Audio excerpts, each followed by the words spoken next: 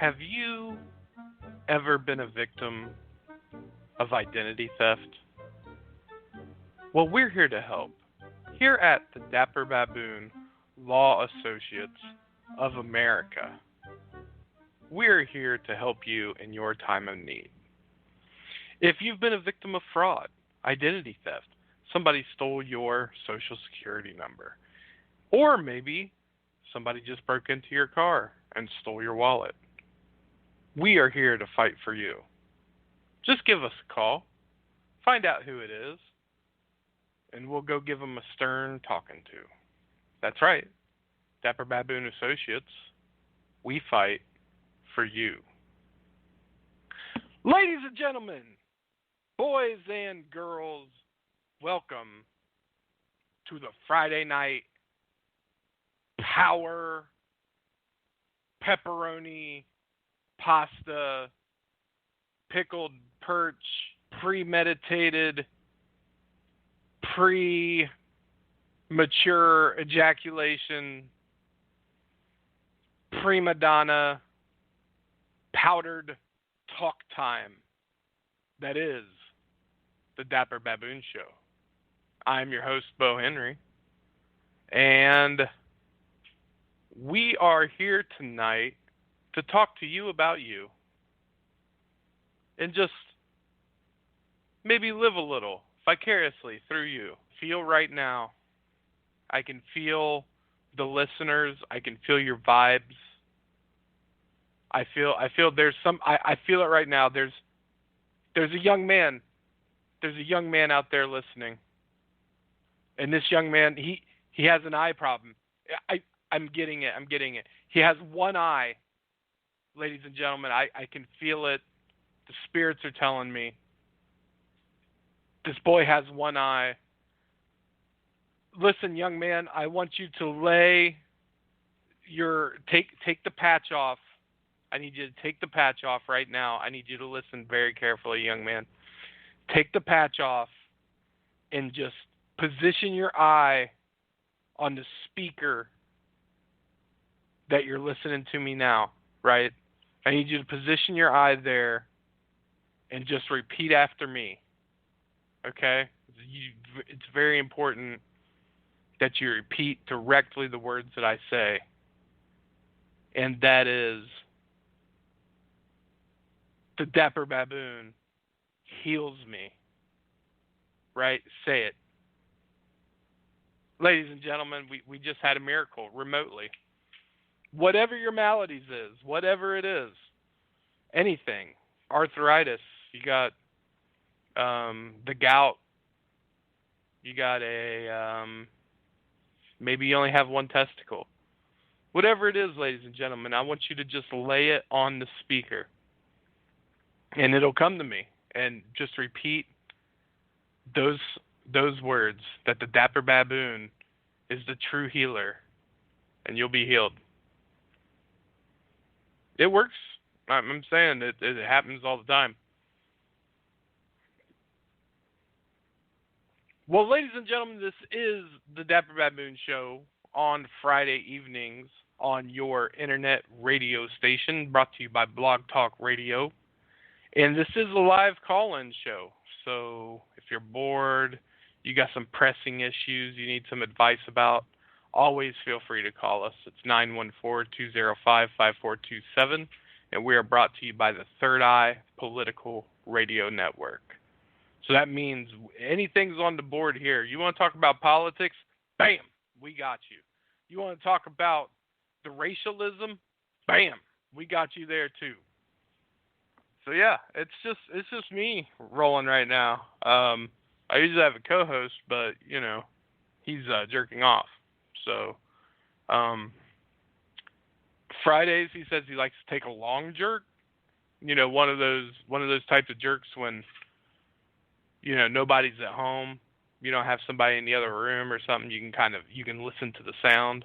You don't have to wear your headphones to listen to sound. When you're watching a porn and jerking.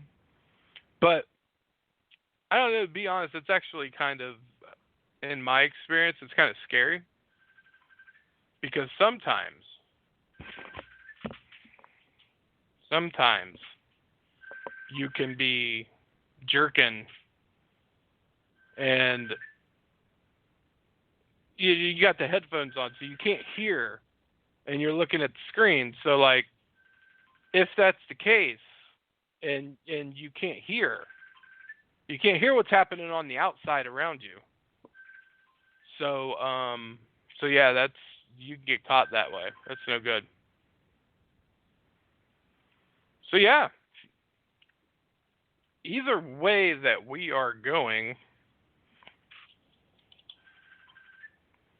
man, I keep having somebody trying to call me. I'm on the podcast trying to do things. Maybe you can't hear me. I don't know. Let me see what this person might be listening. And they might be trying to tell me something's wrong. If you want to talk to me, call in. The number is 914-205-5427. If you want to talk to me, don't call me on no Facebook.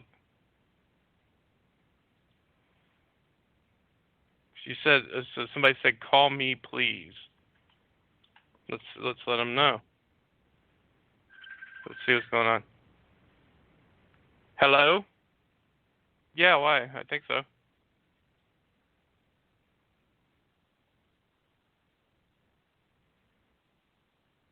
Yeah.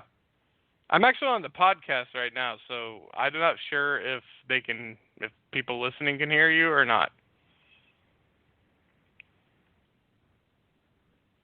Okay, we'll do. Yeah. So anyways, that was the thing. That was interesting. So, ladies and gentlemen, usually this works better if we got like a little bit of some back and forth going. But now I'm just flying solo. And it's like 10 minutes in, and, anybody out there want to save me, feel free, because this is brutal. So, all right, let's talk a little bit about my week and how my week's been. So, starting out, right,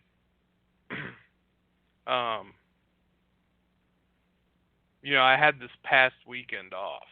And it was pretty great. When you have the weekend off and then you have to go back to work on Monday. See, unless you have like every weekend off. If you have every weekend off, then I feel like it's just a thing. But like if you usually don't have weekends off and then you have a weekend off, you don't want to go into work. I mean, that's the way it is. And so I had a relaxing weekend. That was pretty sweet. And then, yeah, man, selling cars this week. You know what? I got something to bitch about. I'm gonna tell you what I got to bitch about. I'm tired of trying to sell cars to old people who bought a car 10 years ago and think that like they know how to buy cars or some shit. Like they think they know like what the game is. And I'm trying to pull the wool over their eyes and stuff. To give you to paint the picture here, all right. So, GM just came out with the brand new, all new 2021 Trailblazer, right? Now, there's not a 2020 Trailblazer. There's a 2021 Trailblazer. Now, the nice thing about the Trailblazer is it's pretty smooth looking. It's got a pretty good price point on it. Most people can afford it. You're not going to be walking out of there with $500, $600 a month payments. It's affordable. It's a small SUV. It's got a small engine on it, but it's got some good technology. Anyways, hit me up if you want one. But anyway, there's only a few of these out yet so far. They're trickling in, and as soon as they come off the truck, people are buying them because they're pretty cheap. Like, they've got a good price point on them, like I said. So this lady comes in earlier today, and she's looking at the Blazers. So she's looking at like one of our more expensive vehicles as far as a crossover SUV is concerned. As far as a two-row crossover SUV, as far as Chevrolet is concerned, the Blazer is the most expensive vehicle that you can get. So she's looking at that, and she's like, oh, I really like these, really like that. she also, after talking, tells me, she's kind of budget-minded. She doesn't want to have, like, a big payment that would be on that. She told me how much money she wanted to put down, blah, blah, blah. Long story short, I show her the Trailblazer because she's an older lady. She's not, like, driving people around or anything like that. She don't need, like, this big car or whatever, but she wants something that looks nice, and she doesn't like the tracks because she doesn't like the way it looks, but she likes the Trailblazer and the way it looks, and she likes the price on it. So she says, you know what, I'm kind of in a hurry. I will call you and let you know. So I give her an idea of what the numbers are going to be. We go through this process and stuff.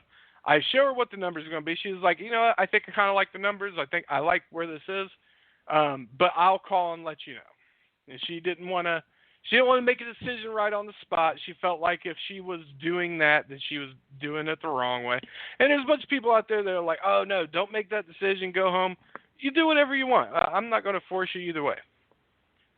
So she wasn't gone, but maybe an hour at most. At most. And she calls me and says, Bo, here's what I'm going to do. I'm coming in at 4 to buy that vehicle. I'm bringing my sister with me because I kind of trust my sister's judgment on things like this, and I just want her to be there because she's kind of good with numbers, blah, blah, blah, blah, blah. I'm like, okay, cool. Sounds good. All right, so this car is on the showroom floor. So she gets there with her sister. Her sister comes in. I can already tell the sister's going to be a bitch, right? She walks in, and she's got a smirk on her face, and she's just walking around like her shit don't stink. And so I get this car off the showroom floor for them to go test drive, right? She's asking me all these questions. What size is the engine? Blah, blah, blah, blah, all this type of stuff. Well, that's not a very big engine. And so it's like, there's no, ladies and gentlemen, there's no such thing as V8s in anything that isn't a fucking truck anymore. Okay, there's no such thing as a V8 engine that's not in a fucking truck. You're going to be lucky to get a V6 in a vehicle, right? A crossover SUV is going to have a 4-cylinder in it at best. A small SUV is going to have a turbo 3-cylinder or turbo 4-cylinder. That's just where technology has gone. That's where technology is right now. It's more efficient. They're able to get a lot of power out of it and things like that. Now, don't get me wrong. I'm not a gearhead. I'm sure there is reasons why this is better, blah, blah, blah. But still, little old lady just needing a car to get from point A to point B, but wants something that looks a little stylish, all right? Not exactly the person who's worried about fucking driving a dragster. So we get it off the showroom floor. They go for a drive. They come back. Normally I go with the customer on a drive, but because of the coronavirus, I can't go with the customer on the drive. So they come back. The one complaint that the customer has is that she doesn't like the push-button start, which is not a big deal. I said, well, is that something that would keep you from buying the vehicle? She says no.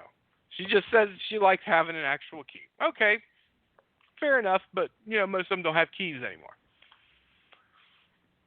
So we're sitting down with the numbers, and sister starts chiming in about how much money, wanting to know how much we can discount the car for. Ladies and gentlemen, as I've already told you, these cars just came out. They're 2021s. We can't keep them on the showroom floor. There's no incentive for us to discount them in the first place. And General Motors is not really putting much incentive on them anyways because it's a brand new model. That's what they do. When something comes out, as soon as it comes out, they're not going to discount them because there's going to be people who want to get the new thing that's coming out.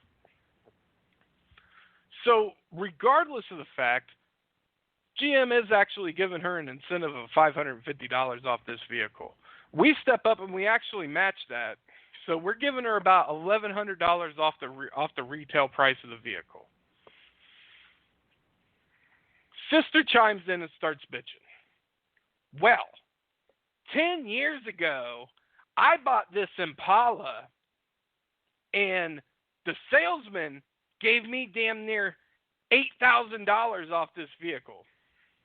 First of all, who knows how much she actually got off this vehicle? I'm not calling her necessarily a liar, but there's ways as a salesman you can make somebody think that they're saving way more money than what they really are. You can hide numbers here. Oh, you're saving $8,000 when that's what they were going to get off anyways. She wanted to be at a certain payment range. She said this is how much money she was going to put down, and we were at her payment range. We were maybe $10 more. So, as I said, we're giving her $1,100 off the vehicle. I said, ma'am, I started getting frustrated because I thought this was a sale. She basically said she was coming in to buy this car. Now her sister's like, well, I don't know if I should. I don't want, blah, blah, blah. And I was like, well, if you need something with a little bit more money off, we could do the tracks. And she was like, no, I don't want a tracks. And I'm like, she don't like the way the tracks look. She don't like the size of it. And I'm telling her sister, I'm like, see, we've already been through this. This is the car she likes. This is the car she wants. I finally just shut it down. I was like, okay, ma'am, how much money off this vehicle do you think is fair to where you would feel comfortable with saying this is as much money as you get off this vehicle? She says she wants $5,000 off the price of the vehicle. I laughed in her face. I mean, you don't get $5,000 off a vehicle unless it's a more higher expensive vehicle. You're not going to get $5,000 off a $25,000 car. That's like 20% off the price of the vehicle. And like you don't get close to that unless like you're a GM employee. So she's like, well, we're going to look at other places. I'm like, fine, you can go look at other places. But I'm just saying, like, and then like people who come into the dealership, just this attitude that like they know what we're going to do and they know how much we can discount the cars. I'm just getting sick of it. Like we can't play those games as much as like people used to think that. Like we can't play the games of like, oh, we're marking the car up and then we're going to give you this discount. It's just we can't do it anymore. Like the way that like people end up paying more money for purchasing a car is if they buy like extra stuff to go with the car. If they buy warranties, they buy gap protection and stuff. We don't make a lot of money off the price of the car. But anyways, so that was frustrating today. Other than that, I've had a great week. But I will tell you something. After that rant, I do have a caller. So I have a caller on the line from the 614. I believe it's my buddy Steve. Steve, how you doing, man? What's up, stud? How's the podcast life going? It's going all right. I don't know what happened to my co-host. Yeah, I was thinking it sounded kind of lonely, and then you were talking about jerking off again. I was like, this is really just getting depressing really quick. Yeah, jerking off's no guy. I think he was jerking off. Right. I mean, everybody does it, so I guess at some moment he has to do it too. In between all his other escapades, he's got to jerk off a little bit. Right, and I think it's a long one. He's giving it a good long jerk. And you know what? God bless him. You saying he has a long one? You were aware of some sort of things that we're not aware of? He's giving it the long jerk. You know the one where like, how slow like it down when you're a little bit, make sure you laugh. You slow it down. Like you take a long time finding the porn you want to watch. Just find the right one. Change the video to give yourself a little bit of a break. Right, like you get kind of like you might spend more time finding the particular video you want to jerk to than you actually spend jerking off. Oh, I mean, that's classic. That's normally, they're like 16, 17 minutes. Like, I don't need all that. Right. Yeah. Yeah. So 16, 17 minutes is too long to sit there and jerk. Right. So, Steve, how was your week, bud? So, my week this week, I've worked in good old corporate America, as you and I have discussed. So, my week was pretty nonchalant. But, I've been waiting for this podcast, and I mean, you don't have anybody to talk to right now, and I keep saying, like, how the fuck are you signed up on Third Eye Political Radio when you ain't talked politics one time, and you got all this political shit going on, you ain't covered nothing. What are we waiting for? Well, I'll be honest with you. Part of it is that the whole the whole concept behind Dapper Baboon started as a sketch show that I was shooting. A buddy of mine, Scott Perkins, I don't know if you know him or not. I've seen your Dapper before. I've seen it. Yeah, so we started working on a sketch show, and the sketch show started becoming it's still something we're working on, but it was something that I do a lot of things that are kind of easy to do, and they don't take a lot of whole work to put it together. Like, I can do this podcast each week, and I don't have to put a lot of effort into doing it. You know, just get on here and talk. But the sketch show is the one thing that I want to be done, like, really well and put together well. So now, like, just about everything that I'm involved in some way, shape, or form is under the Dapper Baboon umbrella. So originally I had a co-host who was this girl, and we were talking kind of politics type stuff, and then Dave, I got Dave, and he's not really a politic guy, but he'll talk back and forth about it sometimes. So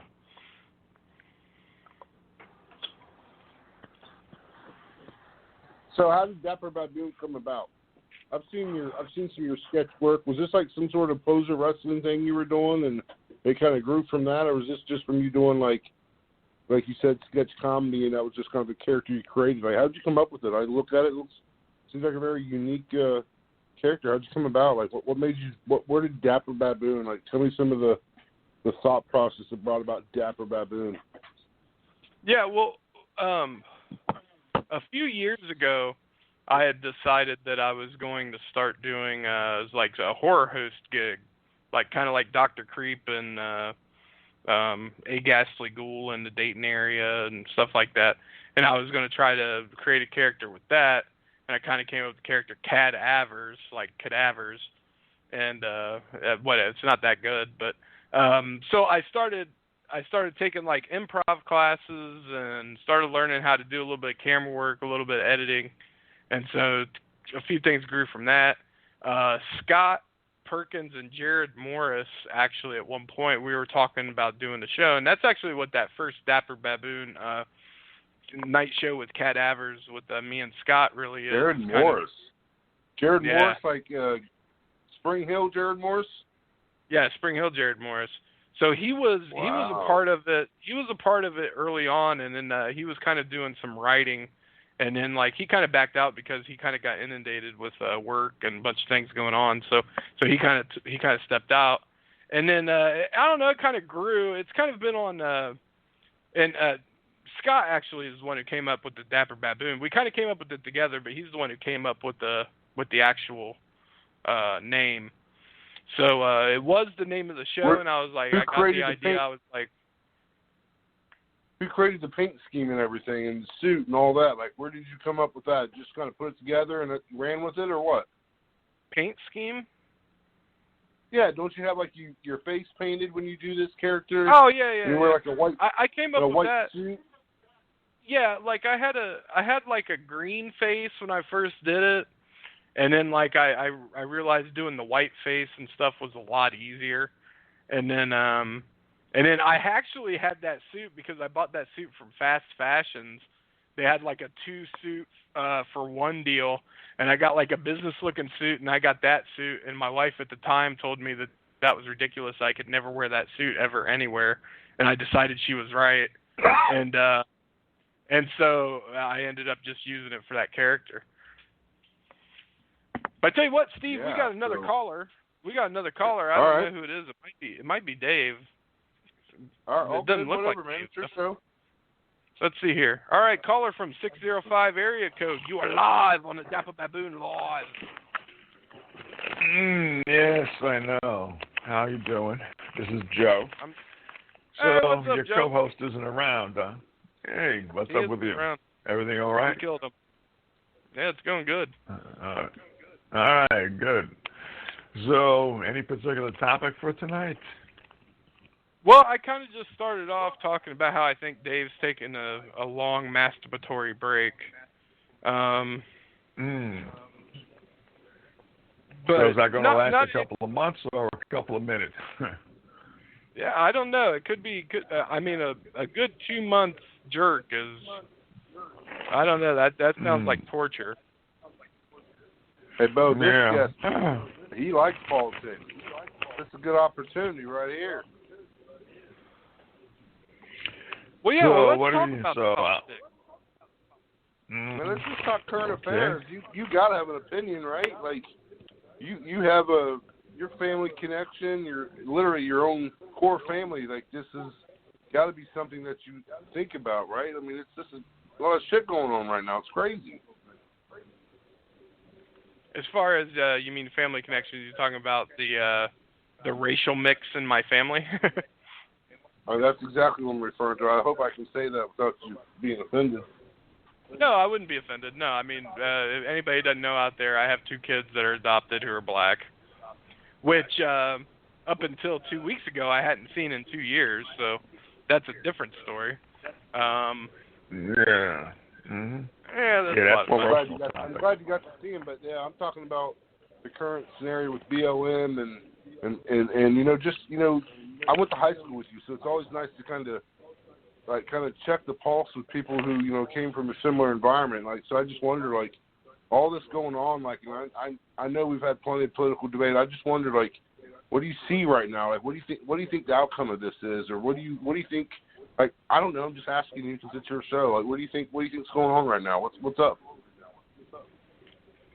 I think that as far as race relations and stuff, I think that, to be honest, we've had a lot of media representation for a long time. I mean, just historically speaking, that blacks are not really represented well in the media. And I think that people have when we talk about unconscious bias or something along those lines, unconscious bias is not something I generally buy into, but I think that there is something to be said for people who are not really good critical thinkers, who have spent their life watching fucking black people on TV be gangsters, hoods, drug dealers, so on and so forth.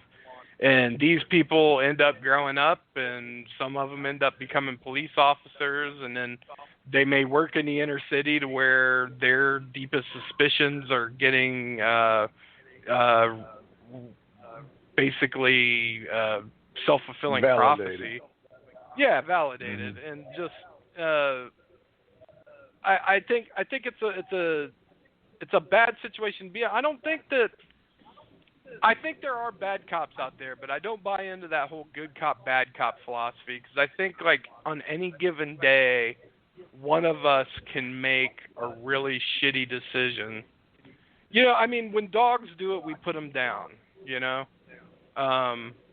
but when humans do it, when humans make mistakes and stuff, we have to pay for those consequences, and then we pay restitution and things like that.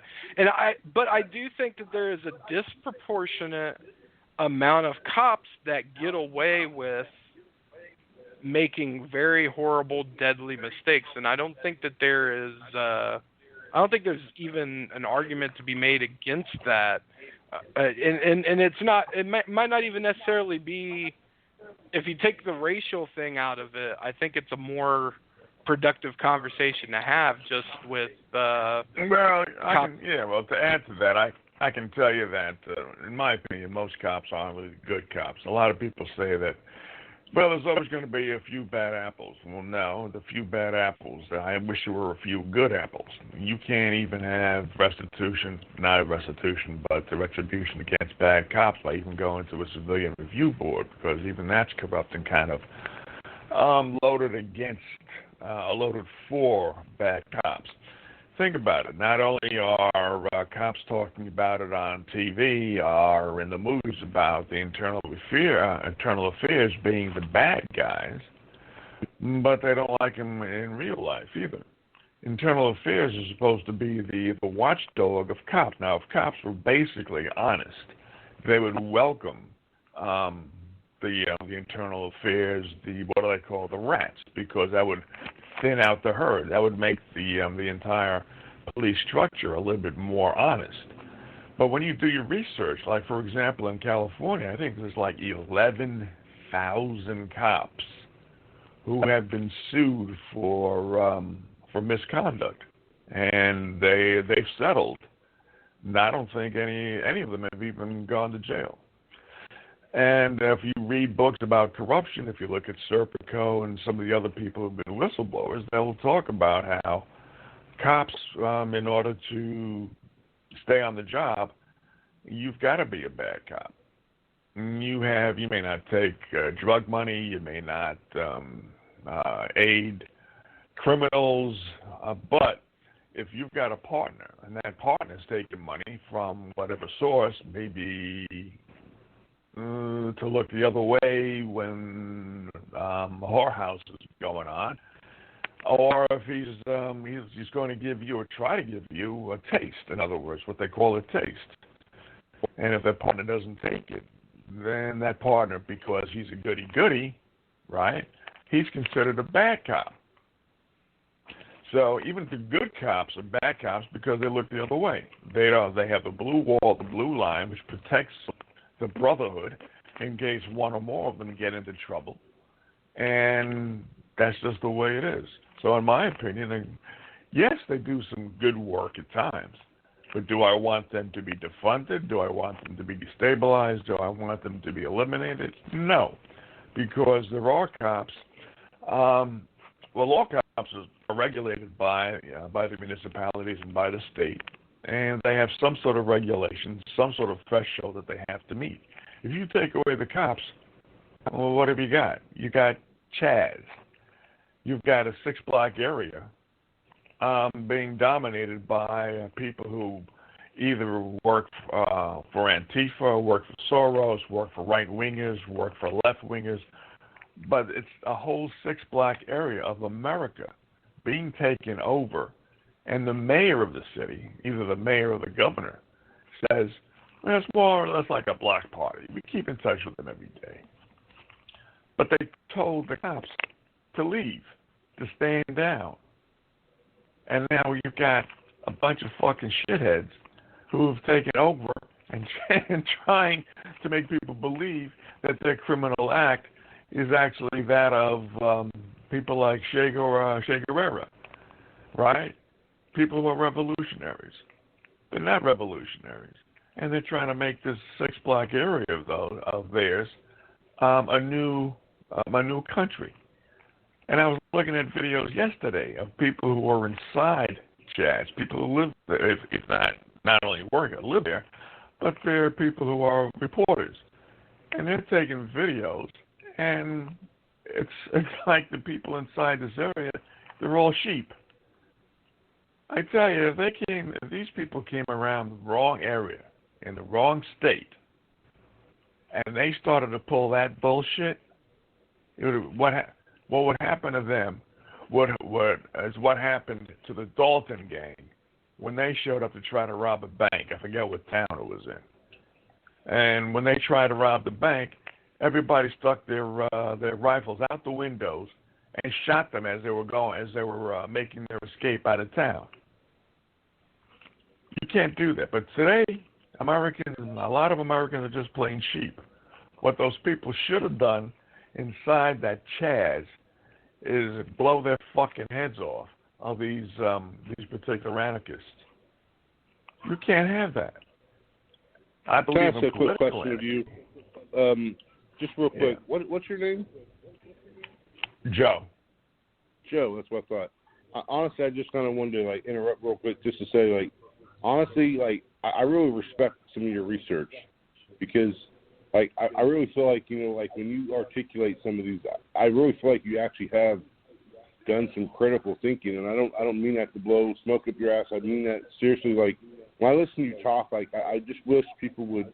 I don't care if they agree with me, but I wish they would actually go out there and look at the shit and make a decision based off of what they see instead of what somebody on the news tells them. And I'll stop there. I appreciate the fact that you sound like you actually. No, I agree. And I know that I agree before, but I like the fact you actually go out and do your footwork. No, I agree with that. I agree that people can't make the decisions solely based upon what they see on the news, because the news, regardless of whether it's conservative or left-wing, is biased, and people should go out there. But when I take a look at a video made by a person who's walking around the camp, and I see people there who are attending a poetry session, and they're clapping as the speaker is uttering poems and the agenda of Black Lives Matter. Nah, these are the people who are not being rescued. The governor's not stepping in. The mayor's not stepping in. The police chief, they're not stepping in. Everybody there is under the control of a bunch of anarchists, a bunch of people they don't know. Okay? So just on that basis, regardless of whether it's done for Black Lives Matter, regardless of whether it's done for a political agenda, regardless of whether it's done for criminal affairs, you should blow their fucking heads off. You come into my neighborhood and you start walking around and you start saying, well, nobody can leave and nobody can enter, you're a dead man. Well, let me be devil's advocate here. I mean, if okay, so let's say in this situation there is people who are involved doing all this and people are not dying, right? And there's not a lot of not a whole lot of violent things going on. I mean, from depending on what reports you listen to and what sources. Doesn't this give us, I mean, it's, like I said, being devil's advocate here, doesn't this give us more reason to say that we are being over-policed, that we are being overly manipulated and controlled, that maybe defunding police and stuff is not a bad idea, especially in this anarchist environment where things seem to be, people are able to kind of have some free will and control what they're doing? They don't have free will and control of what they're doing. They can't just go in and out as they please. They have these Chaz people who have declared it Chaz now CHOP have borders set up. They have border patrols. So they've made it this semi-nation, and the people within the so-called borders, they can't just keep going. They can't go in and out as they please. That's tyranny, and that's being imposed upon them by I don't know how many people, maybe 20, 30, maybe even less. That's not what America's supposed to be about. Now, if you're going to allude to the fact that cops are very well entrenched in police brutality, regardless of whether it's against blacks or whites or women or transgenders or straight men or straight women. That's true. Like I said, 11,000 cops in California alone were sued for misbehavior, for misconduct. So the cops, as I've always said, the cops are nothing more than just legalized criminals. But they do have restrictions on them. You know, you can go to court. Yeah. You can fight. It might take a lot of legwork, a lot of time. But I don't know of any cops who've just said, you know what, I think I'll just confiscate 6 blocks of this particular part of the city with my boys, and we'll just call it a new nation. And anybody who wants to disrupt that particular agenda, they got a fight on their hands. So, yeah, cops are criminals, but they're the criminals that are somehow restricted by the Constitution, and even in small ways. Now, because of there's no violence there that we know of, but if you go against the grain of the supposed Black Lives Matter, there's going to be violence there. You can't just take over a part of the city and call it your own and say, well, you know what, Seattle, you used to live in Seattle, but now you're part of Chaz, and the rulers are us. And you know what? As long as when that electricity runs out, if they cut off the electricity, if they cut off the water supply, then you have people not being happy. And what are the so-called rulers of Chaz going to do? Nothing. Right. So the island of Chad, or the city of Chad, where Nirvana's from as well. Is it a good thing or a bad thing? We have another caller on the line from the 937 caller. What do you think about Chad? Are you unmuting me from the 937, your co-host? He's finally here, huh? I'm driving right now too. I had to drive 3.5 hours so I could get back to Dayton, pick up my son. I'm here arguing with my mother because she's making some decisions that I'm not happy with. And the house that I have here at Dayton doesn't have any furniture in it, so I can't stay there.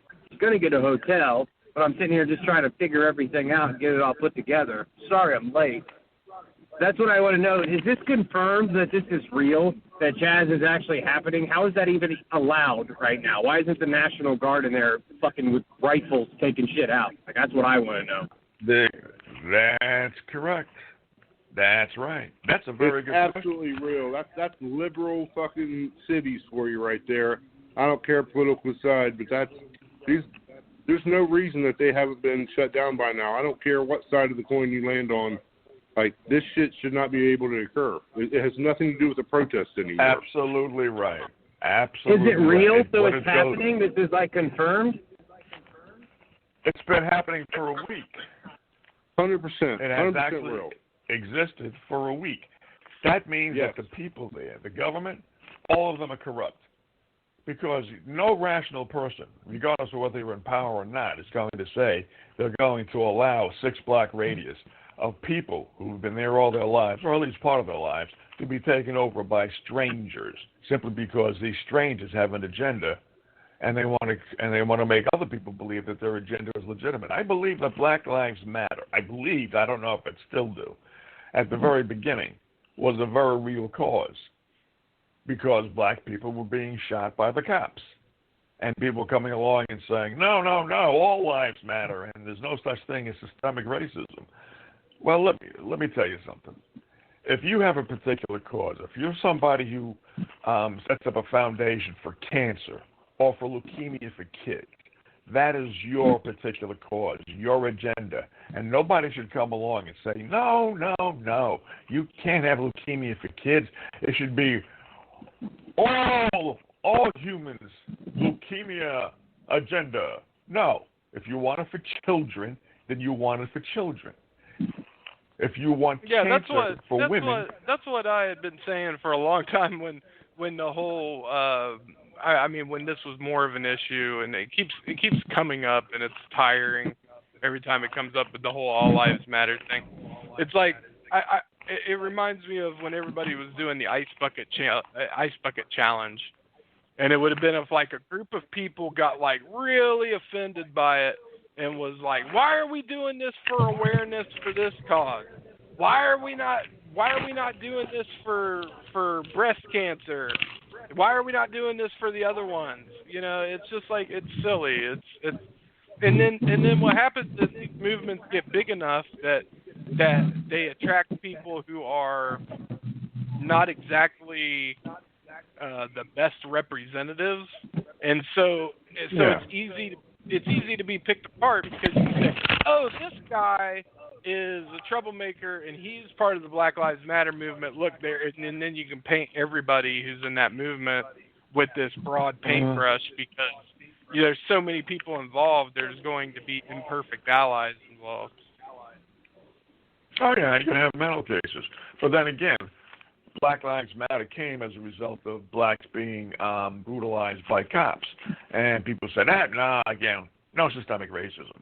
But now, what have you got? You got Blue Lives Matter, which have just become created within the last few days. Nobody's going to go against them, right? And nobody should, because blue lives, cops' lives do matter, even though I don't particularly care for them. But suppose the fire department came along and said, no, you can't have Blue Lives Matter. You have to include the fire department. Well, no. You, as firemen, can have Red Lives Matter if you want. People have causes for their own particular reasons, and nobody should come along and say, no. You have to be inclusive with everything. Why? Because I feel that way.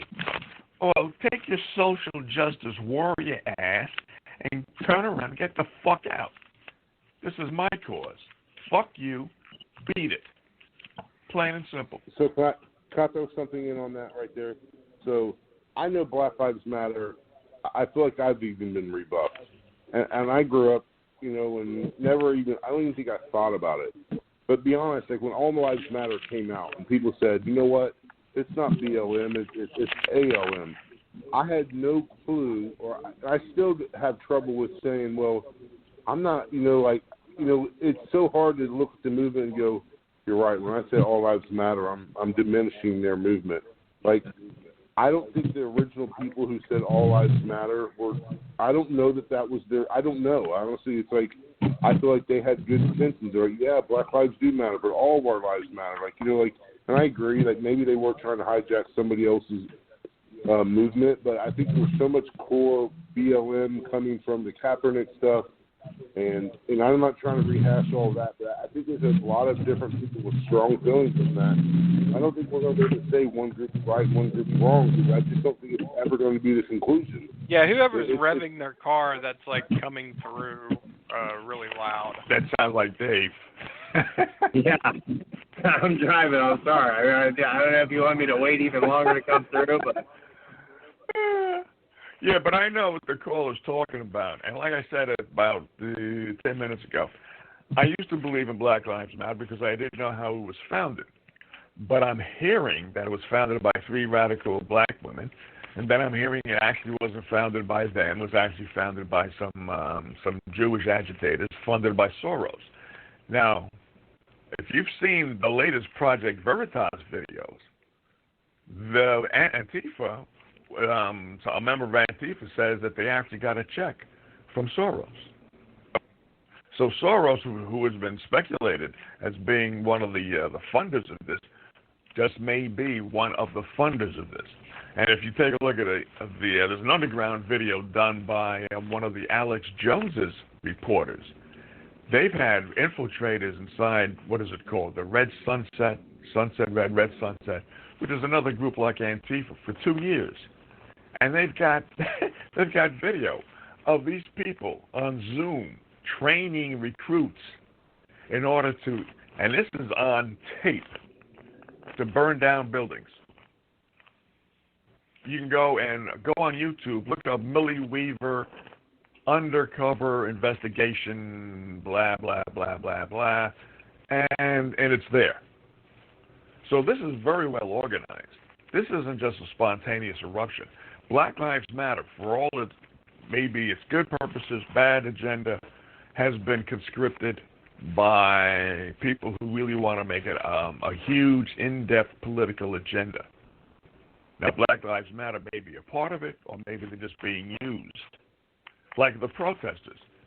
The protesters have a right to protest.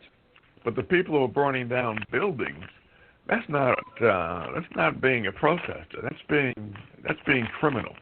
And now, since these criminals are making themselves into a political agenda, now you're giving Trump the power to invoke the Insurrection Act of 1870 or 1807. With that right and there, that I don't know. Do you think Say that again, I didn't hear you.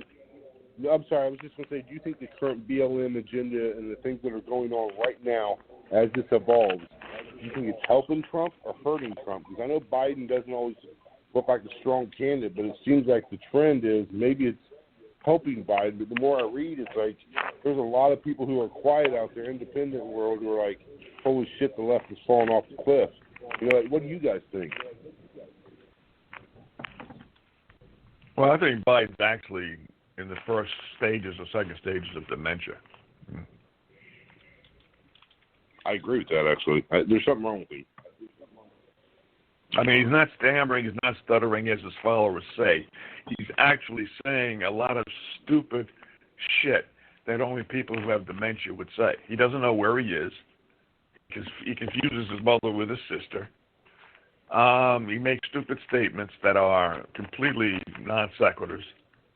So this guy, he also said one time, and this is on tape, where he said a surgeon literally had to cut his head open in order to look inside they see something, I think it was about coronary thrombosis, or look inside in order to see what was going on with some kind of ailment that he had. You can't literally cut the head open. Just open it up like it's on hinges and look inside and just put the skull back. So I mean, he's really out of it. He's got dementia. I don't understand how. I happen to be a I can't stand how this is our choices. I mean, our choices were shit last time. Our choices are shit this time. I think both these guys, both Trump and fucking Biden, both of them are fucking half Looney Tunes. It's ridiculous. I just don't get it. And then people want to be behind Trump or whatever and say Trump is like not a politician. This is what we need, stuff like this. And it's like he's a part of the same fucking system that we've had. He's part of the same aristocracy that we've had. We're not getting anything different. We're not getting anything new. It's just same old, same old. Well, I don't know about that. I'm a Trump supporter now. I didn't vote for him back in 2016. I certainly didn't vote for Hillary. But the thing is that I didn't vote for him because he definitely is a megalomaniac, and I didn't want his finger on the red button. I didn't want to be blown up simply because of him. You know. You hear that? Like, but hold on. Did you tell me that in 2016 you did not, or is that an honest statement? You did not vote for Trump in 2016, but you have now been influenced to vote for Trump. Now tell me, just help me open your head for us. Why would you have switched from the left side to the right? He's helped the economy. He's brought down unemployment to record lows. How do you traditionally vote? How do you traditionally vote? Huh? Do you traditionally vote Democratic? I'm a libertarian. Fair enough. I don't vote Democratic. I don't vote Republican. I'll vote for Trump forever. I hope he can run a third time. No, I wouldn't vote for him forever. I'm a Trump supporter, but I'm not a Trump cultist. As long as he's working for America, I'm for him. Now, to review what the caller was asking. He did bring down unemployment. Blacks, Hispanics, and whites have enjoyed the lowest employment in decades. Okay? He's also instituted just recently black reform. He's also instituted prison reform. He's pardoned a couple of people. He did not press the red button so that we got into wars.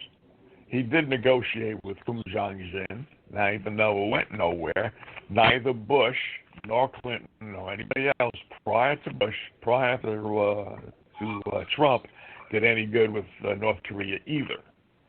Okay? But what he has done are a lot of accomplishments which the liberal press don't give him credit for.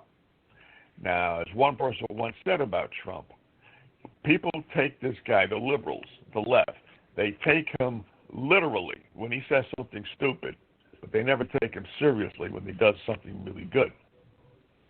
So, as far as I'm concerned, I like him. Until his policies hurt America, and they haven't, except for the trade deals in which China retaliated by increasing tariffs. The prices have not gone up like the pundits said they would. Okay? They said that, there'll be jobs that'll be cut back now. There'll be prices inflation because of the retaliation done by China and Mexico. Well, that hasn't happened. And let's not forget one real major thing. A soft coup was actually instituted against Trump. And how do I know? Because publicly, people like Susan Rice, Joe Biden, Clapper, Brennan, and Comey all said publicly that they had evidence that Trump was colluding with Russia to rig the election and to harm America. But what happened? Just last week, 2 weeks ago, the Schiff transcripts came out. The secret meetings that Schiff had in their basement, when people were sworn to secrecy, when they couldn't tell anybody about what went on, and it was the investigation, another investigation into Russiagate. What happened? Comey, Clapper, Brennan, Yates, and I forget the other player. They said, and it's in the transcripts, that they did not see any evidence in which Trump colluded with the Russians, but yet they were saying publicly on all the Sunday talk shows how Trump is a traitor. That means that they were trying to get a coup, trying to remove him. Papadopoulos. Okay. With the that, dossier. My understanding. Hold on, I'm not there you finished go, yet. Bo. Hold on. I want to ask you, Bo. Hold Bo, on a tell second. me what you. Go ahead, Bo. Hold on a sec. I'll All right, answer the wrap it question up, in a Joe. sec. The dossier, Papadopoulos, the investigations into Trump with the Mueller report, have fallen flat. Now go ahead, guys. What do you want? What was that, Steve? What was your question? No, Bo. So my question to you originally is with this. Dave made it very clear where he stands. Joe's made it clear where he stands. I think you know where I stand, and I really do try to stay very moderate on things. But I honestly want to know kind of what you think, because you generally have I know back in the day, like, you used to paint little anarchy things on your backpack and whatnot. I remember you, right? So I just kind of wonder, like, you see all this stuff going on, and I just want to know, like, what is it? I know those candidates suck to you, so I'm loaded the question a little bit. I want to know, like, when you look at all this and you get to the booth, like, what makes you make your vote? Like, just regardless of who you're going to vote for, like, what makes your vote? I typically, a long time ago, I came up with the theory that I don't think any president should have 2 terms. And the reason why I came up with that theory was that a couple of reasons. One, 4 years isn't really a lot of time to really mess things up. Also, in that first term, you're worried about being reelected. So you're a little more cautious about some of the things that you do. Yeah, then when your second term comes around, then that's really when you start pushing your own agenda, trying to get those things in that maybe don't have a lot of public support, but are things that you care about. So I'm all for voting out whoever is currently in there on one hand, and then on the other hand, I feel like a 2-party system is bullshit. I feel like it's not really any type of real choice. I feel like even if you look at a stool or a stand or a table, there's no such thing as a 2-legged table or a 2-legged chair, but you can do fine with 3. So I usually do vote third party, even if I may not necessarily totally agree with the person that I'm not really voting for. I'm really voting principle-wise. I was a big Ron Paul fan. At one point, I was a big General Wesley Clark fan. So like, there's been candidates that I've liked from both sides of the walk. As far as Democrats were concerned this time around, I really liked Tulsi Gabbard. And I generally am. I'm very, very critical of one of the issues that's most important to me, and I know that I've talked to you ad nauseum about this, Steve, is foreign policy. I have a lot of problems with America's foreign policy, and it seems like whatever president is in there, we still have really bad foreign policy ideas. Now, I think that we do some I things agree with you. that are good. But I think that we follow that same foreign policy that is basically just military-industrial complex all the way, which fuels my suspicion that it doesn't really matter who the president is, that it's really, the military and the generals and stuff who are setting more policy than anything as far as strategically. So yeah, those are the things that matter to me. I will probably vote for Joe Jorgensen this time around, the Libertarian candidate. All right, so I know Joe specifically probably knows a lot about this, but where do you think a third-party vote places you this year? Because I know a lot of people will say, well, it's a Democrat vote, it's a Republican vote. I wonder with this term, do you think Joe Jorgensen is actually a vote pulled away from Biden? Do you really think that's a good plan if you really want to get rid of Trump?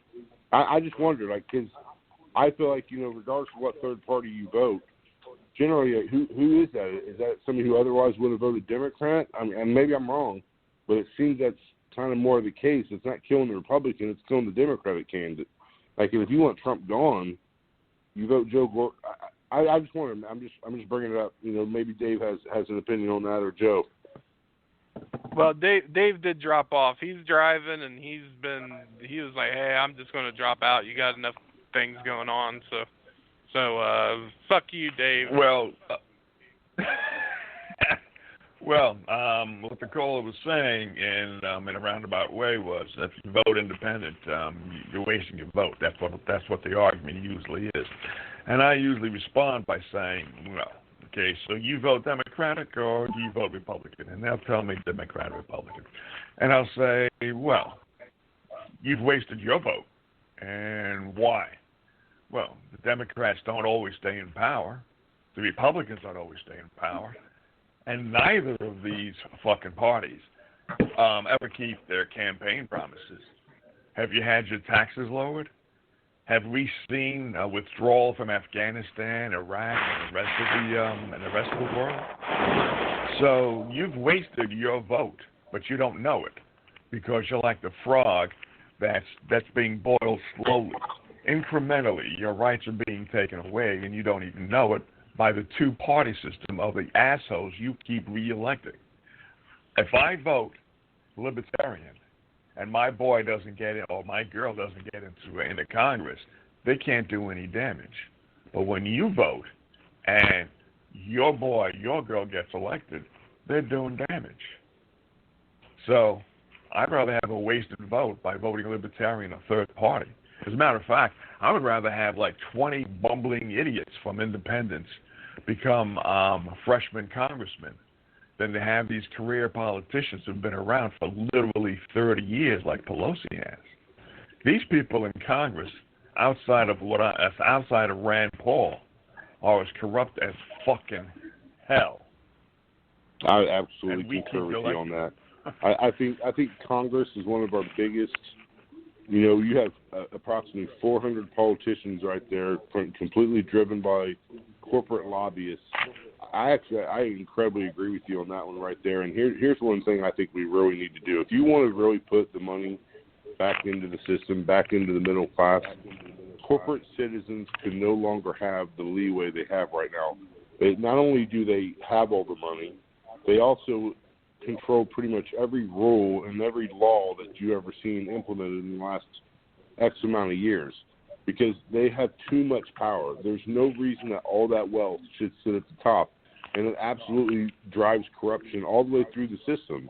If you really want to fix things, corporate citizens that make billions of dollars should be refunneling that money back to the American public, not through just shares, not just through dividends. I mean strictly. There's no reason that a CEO should get paid $40 million and the bottom employee gets paid $40,000. If you want to correct the economy, there's an easy way to do it. Corporations that overpay their top executives versus their bottom employees, tax the fuck out of them. Fix that, and you can change a lot right there economically. The social agenda, is something that I think is incremental. I understand when you say about the third-party candidate.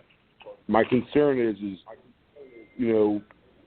if they all do damage, at what point do you? I just wonder, if we're always just going to assume that they're all just damaged, why is that then the best case to then essentially just not make a vote? Don't you almost owe yourself to the idea that maybe you vote for a candidate? I know that's an old conversation, but don't you almost owe yourself to say, you know what, I got to make a pick, and we have a buy system, a two-party system. I'm going to have to go with one of these if I really want to drive my voice. And again, I understand what you're saying. I'm not saying it's a bullshit vote. I understand the protest vote of kind of voting third party, but what do you think it drives long term? Has it ever worked? I mean, I think Ross Perot might be the only candidate I know that have really made a huge push, and had he maybe not drawn out, we'd actually saw a third party with a true chance. But is Joe Jorgensen even I don't know if he even has enough exposure to get elected. I see he moles does. in my seed, but the Libertarian Party, I think they've probably been overtaken by communists from years ago, just on my own personal opinion, because they've had opportunities to, like Rahm Emanuel said, there's never a crisis that we can't take advantage of. It's a golden opportunity. The way that the political system has been operating the last few years, the Libertarian Party should have taken advantage of it and used it in order to show the American people just how corrupt the politicians are. You can go to. Do you know that the Republicans have a website up depicting what the corruption is of the Democrats, and the Democrats have a website up depicting what the corruption of the Republicans are? And you can Google at any time what the corruption is for both parties.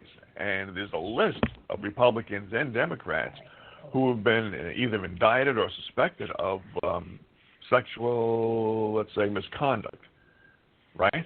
And with this Me Too movement, and all the chick has to do is say, well, 20 years ago, this person molested me, and all of a sudden, people are resigning left and right without even so much as a trial. The Libertarian Party has fallen down on the job in trying to wake people up to what the Libertarian Party is all about. And that's the fault of the Libertarian Party. But if you keep voting in either Democrats or Republicans, there is no change. Again, our taxes have not fallen down. Outside of when Trump came in, yeah, he loaded on corporations, and the corporations did use part of that money to give a lot of their employees bonuses. He said he was going to go for energy independence. He's accomplished that. If we ever accomplish manufacturing independence, where we don't have to depend upon China, for example, then we can have back the economy. The number one sin against America economically is the Federal Reserve. The Federal Reserve should never even have existed. The Federal Reserve doesn't belong there. The Treasury has the power, or should have the power by the Constitution, to print money. If we had the power restored back to the Treasury, and we now have a $21 trillion deficit, and that's not even counting the secret budget, which wasn't so secret up until a few months ago. Which was a secret up until a few months ago, where the Pentagon also has a black budget of $21 trillion deficit. That's $42 fucking trillion that would never have existed except for the Federal Reserve. And you can look at the structure of the Federal Reserve. They're not hiding it. You can look it up on Google and do some Google hopping and take a look at how the Federal Reserve is really structured, and you'll see that in order for a buck to be printed up, every dollar is a dollar in debt. And the point I'm getting to is that you don't need to issue. Everybody thinks that the government prints up money and then distributes the money to the agencies. That's not how it works. The government issues bonds.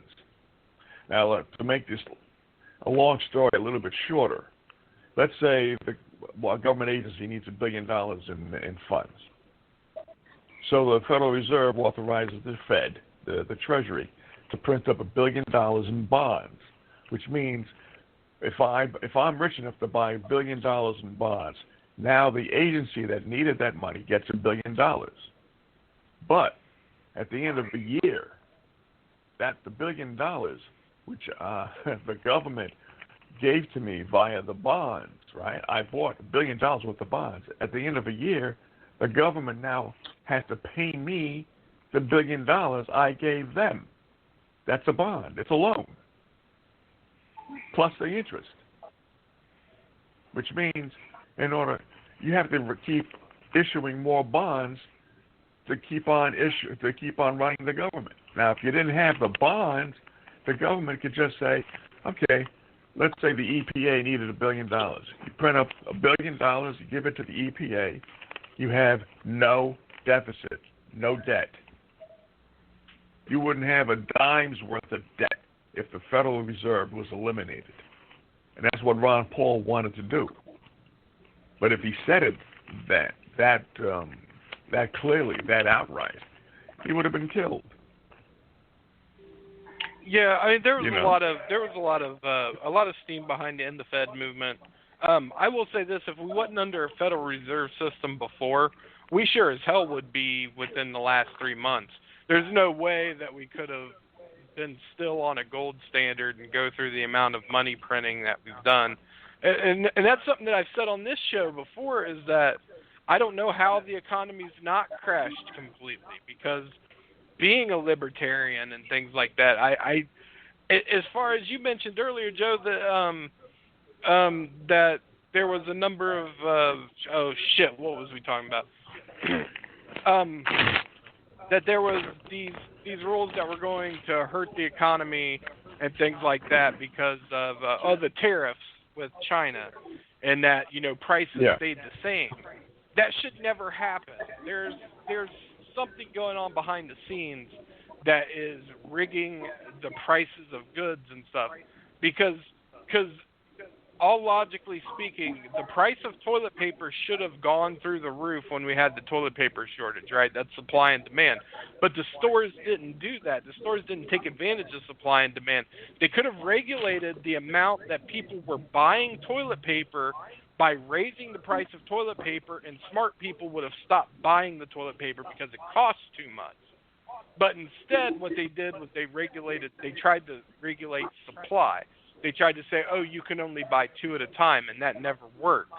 Anyways, that rant aside, my point is that if we definitely haven't been on the gold standard for a while, but even if we would have been, the amount of trillions and trillions of dollars that was injected in this economy because of the coronavirus, we would definitely be off the gold standard now, and would definitely be in a Keynesian economics world, like we've always been on the Keynesian economics.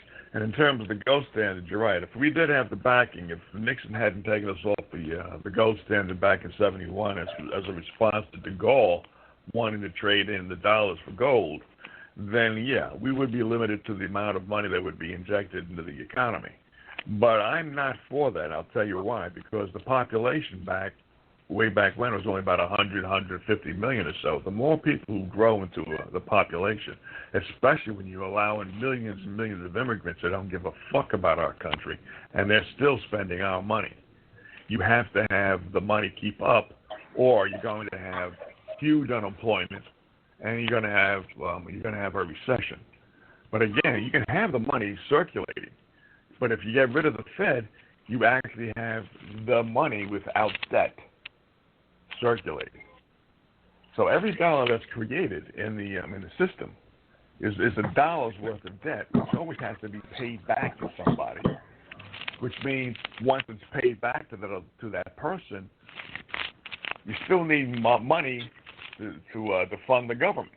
So where are you going to get the money if you've paid back the person who gave you the money for the bond? You have to create more bonds, and this makes the Fed richer. Because right now the Fed has on what is called its balance sheet $500 billion. And what that means in a very thumbnail sketch is that whatever bonds are not being bought up by China or by corporations or by rich individuals, the Fed can buy.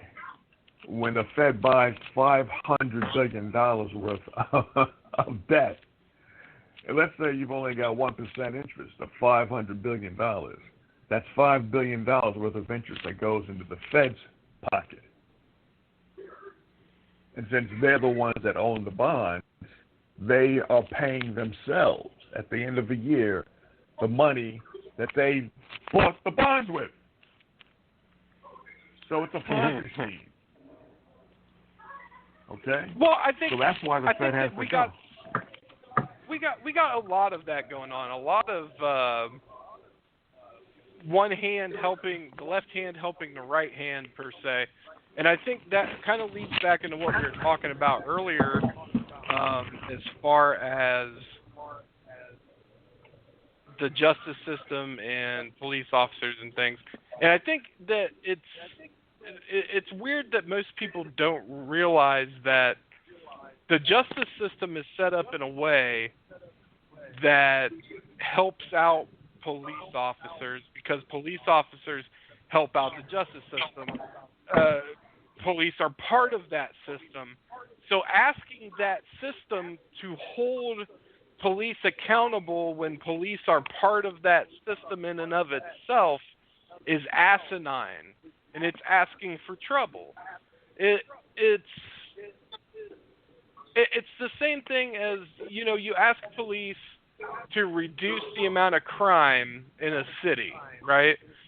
But the fines that come from that crime that is being committed pays cops' salary. So if cops were ultimately really good at their jobs and eliminated all of the crime around them, which, they wouldn't do.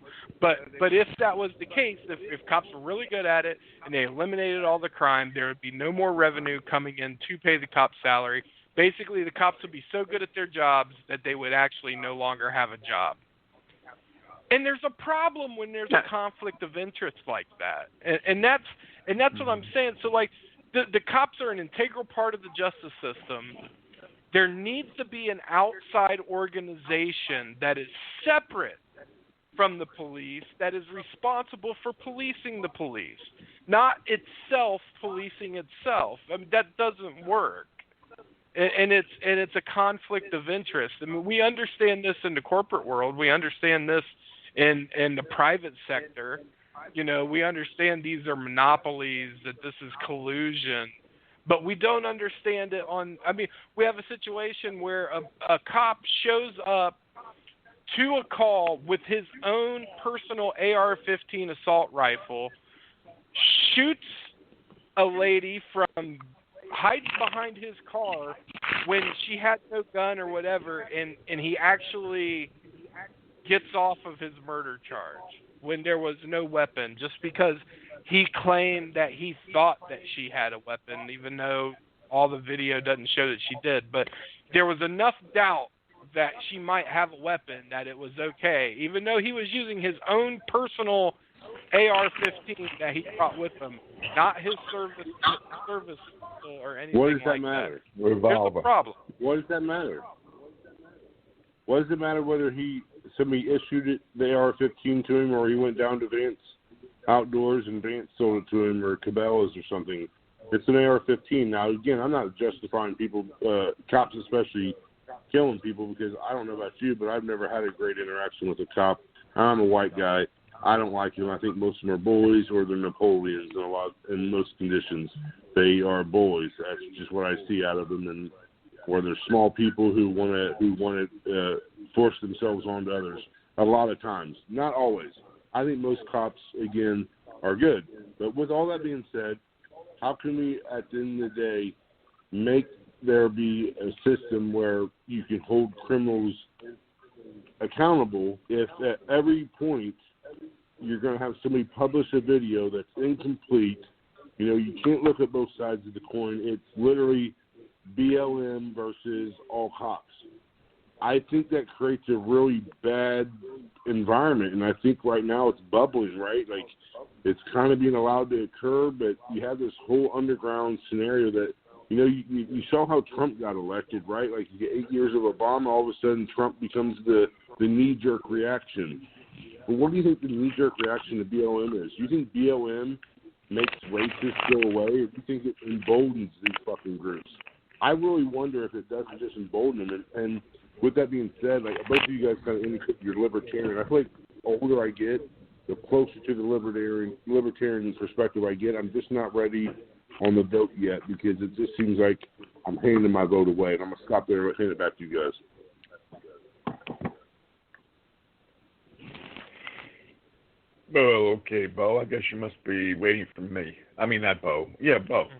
Well, it does embolden other people. This BLM faction, again, whether or not it's legitimate BLM, as originating by people who really just wanted to make other people realize what's happening to blacks being killed by cops, or if it was just a group that was funded by Soros in order to be part of an agenda.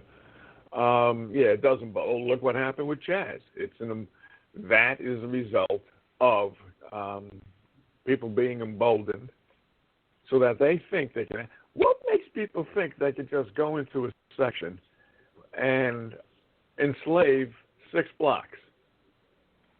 Why? How do they figure this? Something is up. The fix is in. When cops are told to stand down as opposed to grabbing their rifle and blowing the shit out of people who came in and said, well, you know what, I'm here to burn your precinct down and I'm here to take over Seattle, then you know that the fix is in. The corruption is so endemic and is so high that I can't believe how corrupt it is. I always believe that Congress, we're very corrupt. But when you take a look at the governors and the mayors, defunding the police, wanting to actually eliminate the police, they have to get their marching orders from somewhere, and it's from the lobbyists. And the lobbyists are controlled by, and now here's where my conspiracy theory comes in, by the Rothschilds. Because the Rothschilds have been around for centuries. The Rothschilds invented the central bank. The Rothschilds gave the money to Napoleon to further his war ambitions. They started this, and they've been around, like I said, for centuries. The Federal Reserve is the central bank. 95% of the countries in the world have central banks. And central banks should not ever exist because those central banks are just siphoning billions of rubles and rubies and Deutschmarks and lira from the countries that they're in. They don't help the economies of these particular countries. So my question is though, is as far as I just want to say the concept of a group of people coming together and taking over 6 blocks of a major metropolitan area and causing their own government and things like that. What the fuck is not more American than that? That is like the American process. That is how we became a nation. And on another note and stuff, when do things get so bad to where people are actually willing to stand up and revolt? And I think things have been that way for a long time. Now, we have what the media tells us is going on there, and I'll admit I don't know a lot of what's going on with that. But I would say, at least principally, I stand for that type of action. Because here's the difference. whether or not it's racially motivated or not, there is a problem in this country with police force in major metropolitan areas, the amount of power that they hold, the amount of power that the FBI, the CIA hold. Now, back in the day, you know, if there was a political dissident or something like that, the FBI or CIA just killed him. But they realized that would backfire. So now the protocol is that if somebody is rogue, you discredit them in some type of way. We've talked about it a little bit already. With BLM and stuff, you find a way to make it seem silly. You find a way to discredit some of the members that make the whole look bad. You try to do those type of counterintelligence type operations that silences the movement in and of itself, because the FBI found that when you go around just assassinating political dissidents and stuff, there's a ripple effect, and then it actually inspires more people to that cause. It's a wild concept. It's a wild concept, but how bad do things have to be until people actually do revolt in the streets? And so, on one hand, I agree with that. But, like, one of my favorite bands of all time, Rage Against the Machine, have been calling for revolts in the street for decades, for old-ass concepts that were big problems in the 70s, 80s, 90s, 60s, and are just getting worse now. I mean, as far as even Citizens United, the fact that, corporations now are able to be treated with the same rights as fucking Americans, things that have just gotten worse since that time. There's so many things that American people have a right to stand up and revolt over. I support that concept, even though I may not necessarily support the thing that they're necessarily standing for.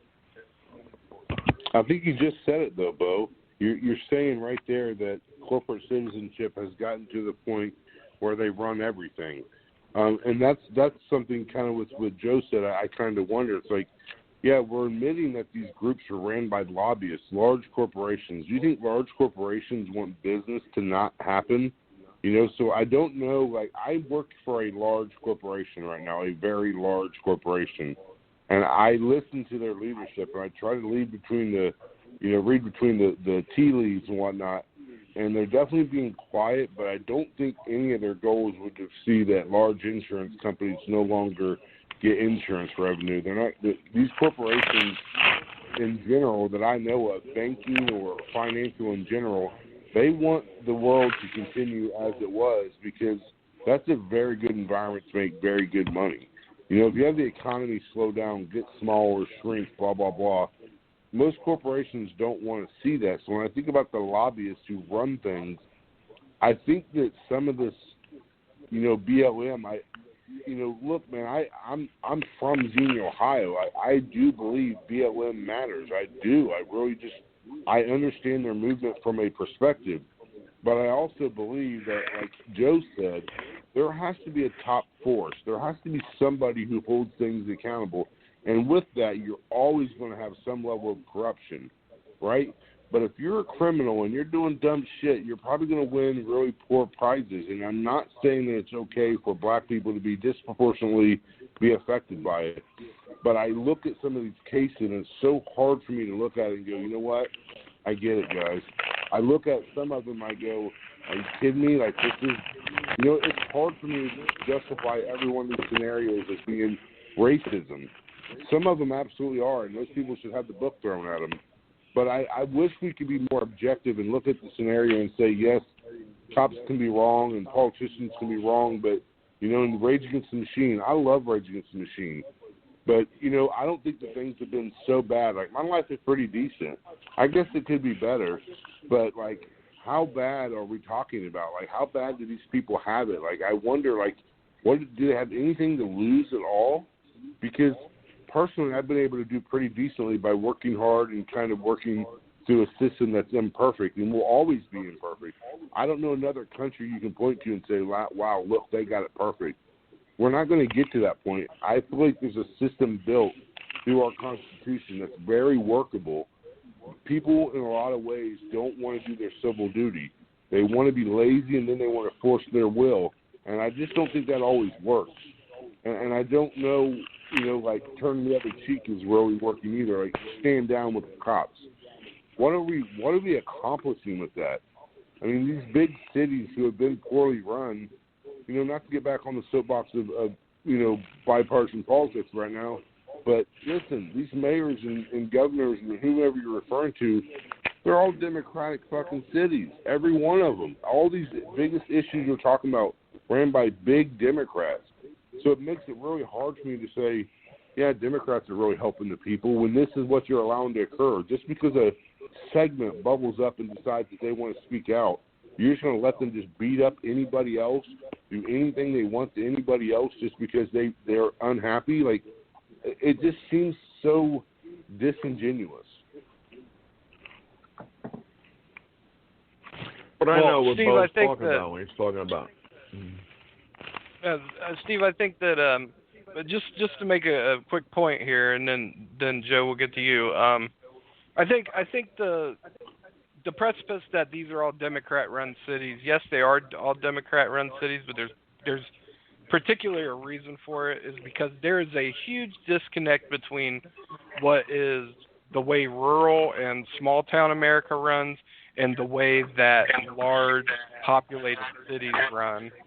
And that being said, there is going to be more Democratic, more quote-unquote Democrats who are running these large metropolitan cities, because these are the places where social programs and community programs and stuff are really pushed, because people are more densely populated together, and there's more of a push for those types of things. Whereas in rural and small town America, people kind of want to be spaced out and kind of don't interact with each other as much. So I think there's some more local politics there that really play into that. And it ends up being a good political talking point, you know, where it's like, oh, well, these are all democratically run cities and stuff, but it's just kind of, there's going to be a left perspective, I think, in some of these more metropolitan cities. But I think to your point, that's okay though. I mean, that's fine. It's their city to run, and then these issues populate, or I mean, these issues with these populations occur, and then all of a sudden it's, well, you know, what do you want us to do? Like, this is your city, this is your town, this is something you're supposed to run. Of course, they're going to have more social spending and whatnot. They also accumulate a lot more in taxes in order to pay for those things. So then when you're running, you know, budgets of 30% for your police officers, and then all of a sudden now that's the problem, what do you think is going to, like, how is pivoting away from police officers into some sort of community force or something like that really going to fix these neighborhoods? I mean, the issues we have going on, like, in America, like in these big cities, are not some scenario where you can say, well, it's the governor's fault or it's the mayor's fault. In a lot of ways, it's the fucking people's fault. They're the ones doing dumb shit. The mayor didn't make him do dumb shit. The governor didn't make him do dumb shit. They chose to make really dumb decisions. And what do you know? They're populated in areas where groupthink becomes very common, and all of a sudden they're all making really stupid decisions. How is that the governor, the mayor's fault, the president's fault? It's really the people's fault. And then now we're getting to the point where coming down on the people and being critical of that scenario is, well, you're picking on people. Well, if you're making dumb decisions, you're probably going to be the person called out a lot. And I don't know how you correct it when you just say it's bad cops. When you look at these scenarios, you look at every one of them I do. These aren't white cops. They're black cops. They're Hispanic cops. They're Asian cops, white cops. Like, put yourself in their shoes. Like, if it's kill or be killed, I'm pulling that trigger first every time, and that's how these people think, because they work in these cities, and it becomes a war zone in their brain. Like, they're going to go home to their wife and their kids, and that's the only way they think about it. While they have these criminals who are doing all these crazy shit to them, and then only a part of it gets filmed, and then all of a sudden it's white people are terrible. I'm supposed to go kick somebody's feet. Like, look, I grew up in fucking a town that was, you know, I remember it wasn't that way in Xenia, right? Like, it was. I don't remember that it being that way. I didn't live in L.A. I didn't live in Philadelphia. I didn't live in Detroit. I didn't live in, you know, Baltimore. I lived in Xenia, Ohio. I don't remember it being like that. Like, I thought we were past this, and now we look at it all, and it's like, well, it's these Democratic politicians, and that becomes the excuse. No, I don't mean it like that. What I'm getting at is, like, at what point do the people held accountable for their own jobs? Like, you are people, and it's your job to make things better. You can't just bitch and ask the government to do something, because the government's you. There's no pointing the finger. It's you. Do it. Yeah, I'll let Joe jump in. He had something to say, and maybe he'll have something to say about what you just said.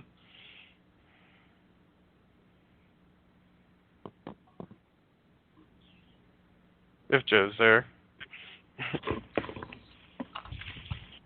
Maybe Joe is not there.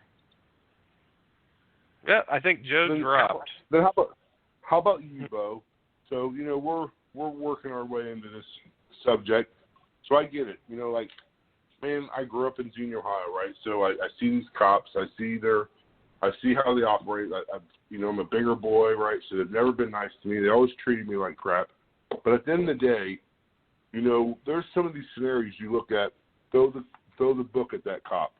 But other scenarios, you're like, you know what?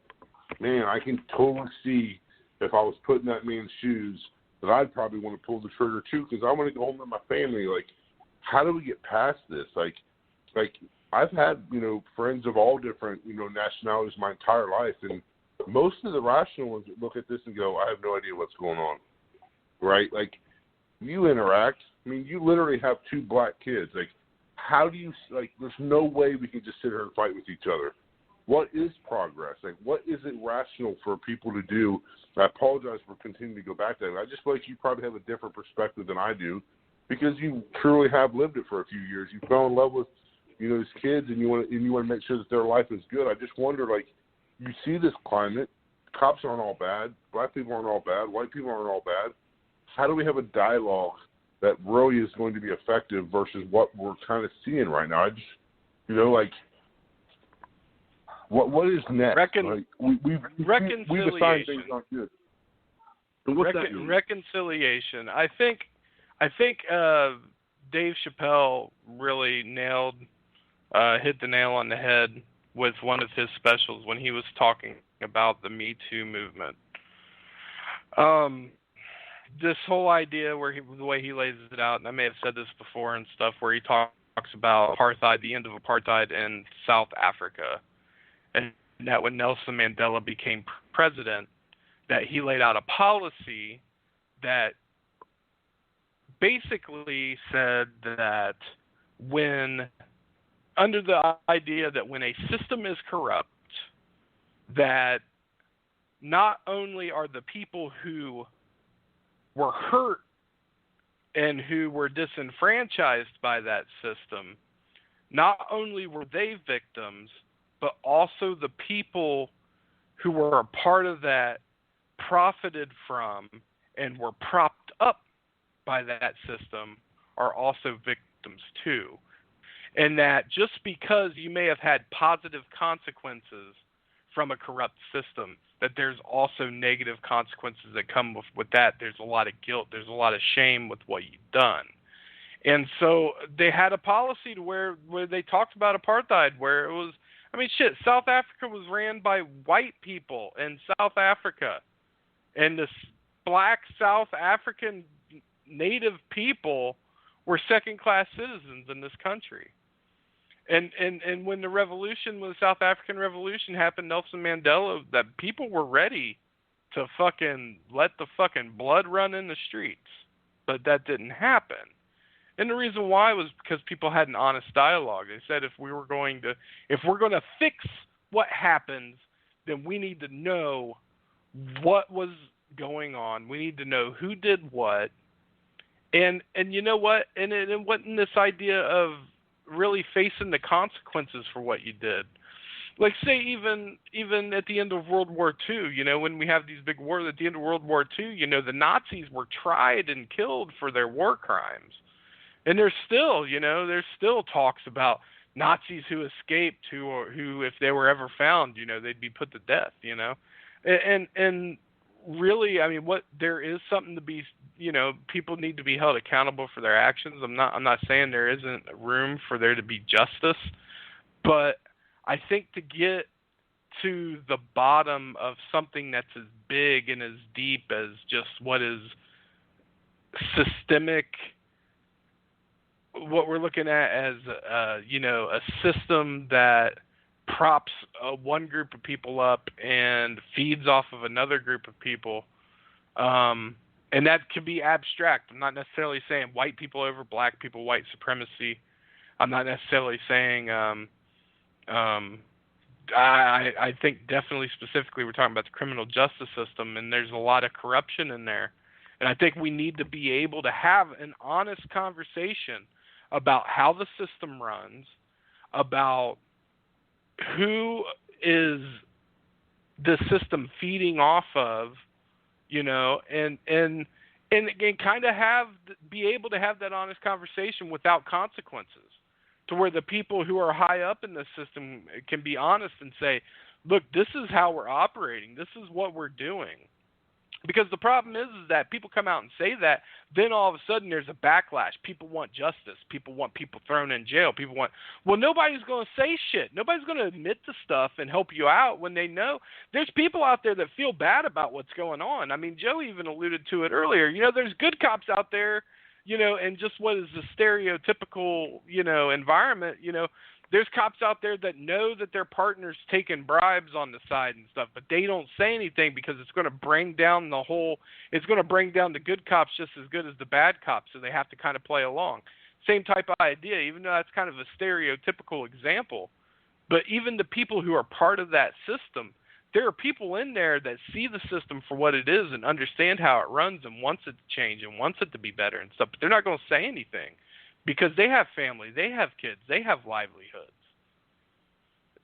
We got to get to a point at some time that we realize that we're all flawed human beings and that we all have the ability in ourselves to be Nazis.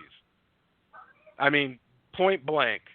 I mean, everybody who lived in Germany during World War II was a fucking Nazi. Just about everybody. Everybody was down for the cause. And you want to know something? Germany wasn't a country that was full of horrible people. But when you're in a part of that system and you're being propped up and you're benefiting from that system, then it's really hard. And I mean, it's the whole the Stanley Milgram experiment, you know, that everybody learns about in psychology, you know, where they take the people and they tell them that there's somebody on the other side and they're giving them different types of shocks, you know, and there's an actor on the other side and they're giving them a little shock, and at first they're like, oh, that tingles, blah, blah, blah. And they're like, okay, give them this shock. And it's getting a little bit worse and worse. And the other person on the other side is saying, oh, my heart, oh, and they sound like they're dying and stuff. But the person who's administering the series is saying, no, it's okay. It's okay. It's okay. Now do this one. And people would still be pressing the button just because somebody who was an authority figure was telling them to do it, even though it seemed like on the other side the person was dead. That's who we are as a people, and we need to come to terms with that. We need to come to terms with we have a very dark side about ourselves. We have a side of ourselves that is very in tune to doing what we're told and following authority, and we need to be honest about those things, or we're never going to evolve as a species. So if we already know that we have people amongst us who don't abide by, you know, standard traditional societal rules or norms, like at some point we have to agree, and I think we already have in the past at some point, we said, you know, we're going to make laws. And we're going to say, hey, this is the law, no matter what, this is the law, right? The law doesn't always work, I get it, but you have laws in place. So we do that as a society to say, as a society, this is how we expect everybody's going to operate, right? Along the way, you have groups who come along and they twist all that stuff along, right? So they say, you know what, we're not going to just have laws that way. We're going to only have laws apply when it's convenient. And all these sub-laws come into play and loops come in. But at the end of the day, you, me, Joe, Dave, we all, at the end of the day, want to live a normal life. We want to enjoy our family. We want to enjoy our kids. We want to enjoy, you know, going to social events, doing stuff like that. If that's what we normally all want to do, whether it is you just want to sit at home and read a book or you want to be able to go to a concert on a Saturday, we have to build a society. We cannot look and say, well, society sucks because so-and-so messed it up. We have to then say, no, we're going to have a society no matter what, and we're going to keep you from ruining it, right? And along the way, you know, what I'm kind of getting at is, you know, look, you can't have a singular group that feels like they're being persecuted on a daily basis. You have to come to terms with that. You know, I think we're kind of doing that right now. But I think when you learn, like you, and maybe you've learned some of this, along the process of learning is self-reflection. You can't just point around with your finger at everybody else and say, you are the reason why I'm in this situation. At some point, you got to point the finger at yourself. And it seems more and more uncommon as we go along that people in general, like, you know, like, I understand it's okay to point the finger at the politicians, but we have a lot of people. We have 350 million people in the best government form, in my opinion, that allows you to truly bubble up decisions. I mean, look at the kind of shit that we have going on right now just because you have a sector of the population really upset about the current status of affairs. Like, that drives change. We can do this on so many different agendas, but we all are selfish individuals, as you kind of said. We all have our own self-interest at heart, and I feel like there's a way to make a balance. But currently, I guess where I'm going with this is you're allowing all these people to kind of control the agenda, but at the end of the day, we're ran by a small sector of small or large corporations that really have most of the influence. Like you said, like you're essentially just feeding the beast. Whether it be Democrat or Republican, you're just feeding another billionaire. But if you know all that, and we have, suppose we have control, you can't just speak up when it's convenient. You can't speak up just because, well, I'm black and I really believe in BLM, or I'm white and I really believe in the blue line. Like, you got to speak up all the time. And to me, I feel like what's happened with us is we're just so polarized because we don't do any of our own work anymore. We're looking for somebody else to do it for us, and that's not exactly what the government was built to do.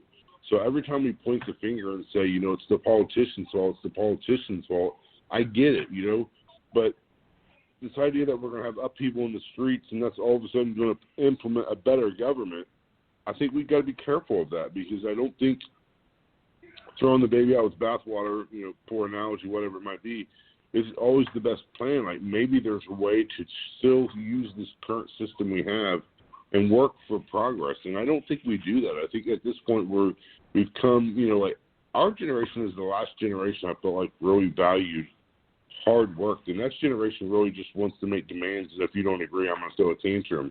And I think that's what we're seeing. These people aren't 40, they're 30, they're 20, they're 15. And how is that, really working toward a better agenda for the people? I mean, did you think things were that bad when we were growing up?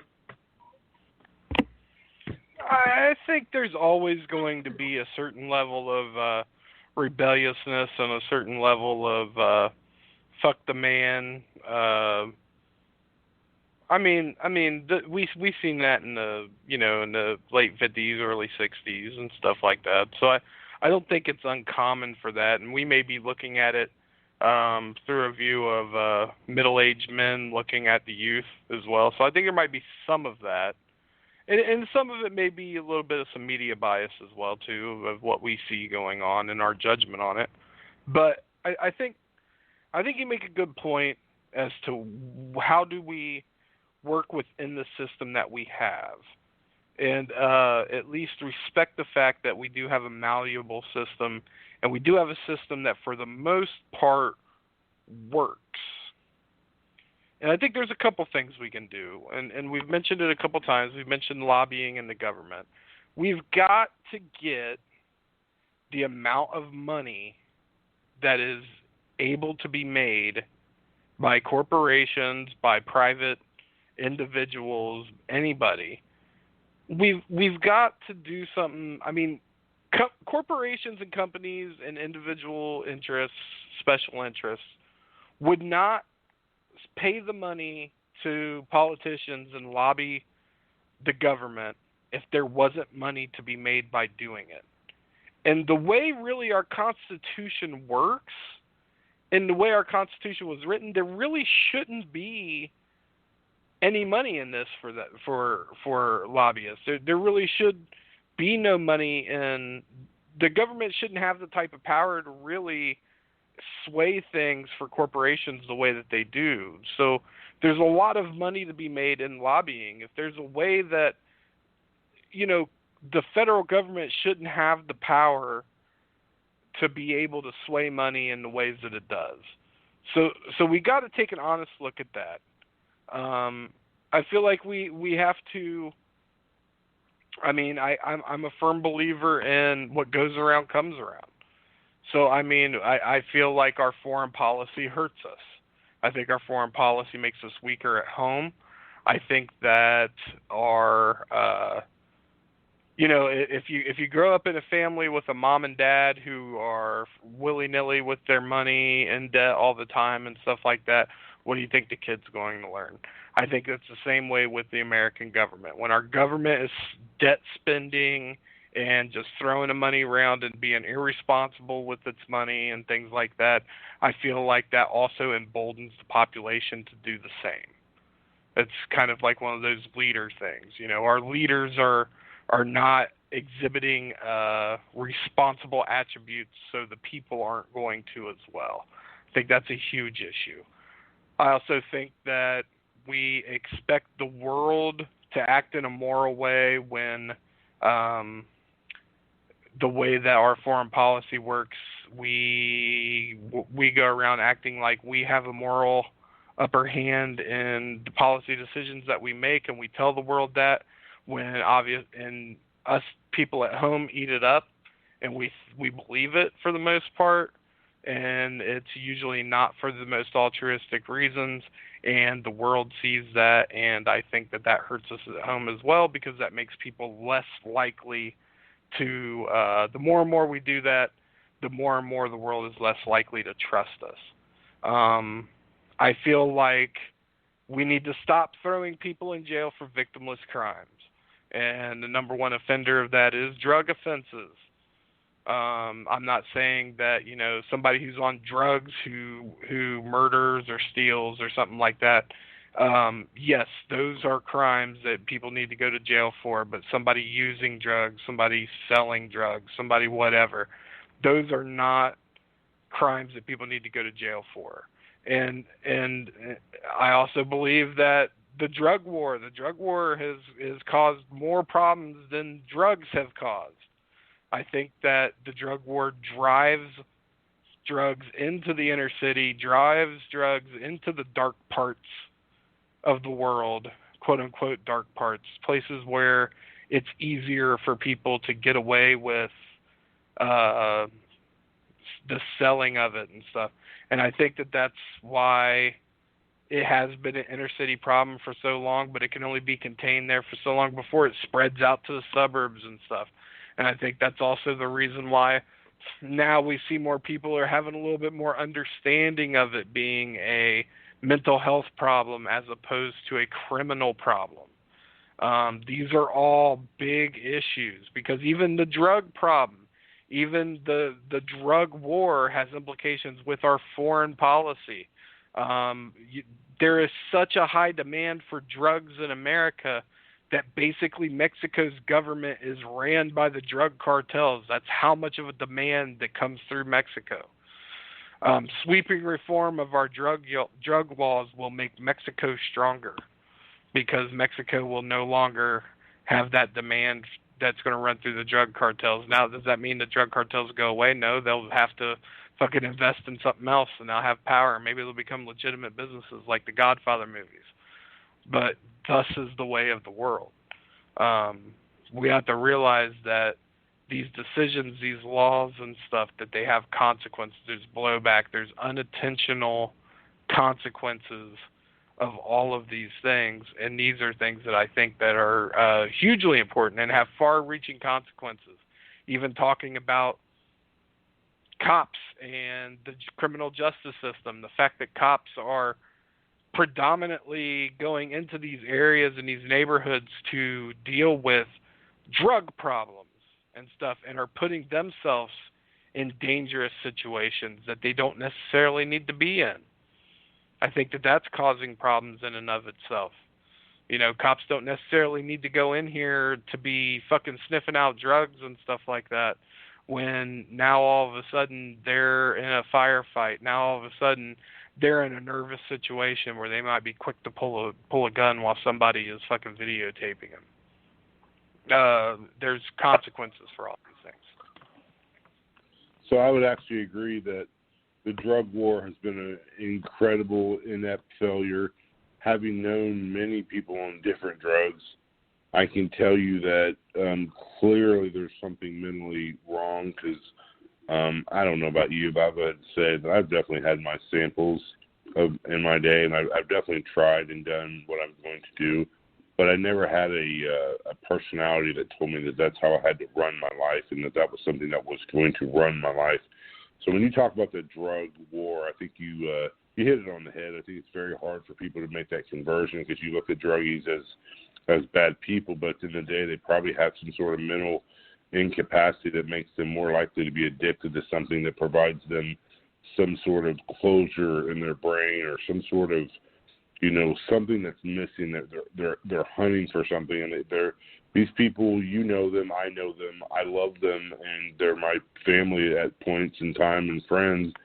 Addiction is not something that's strictly just a drug. It's actually part of them.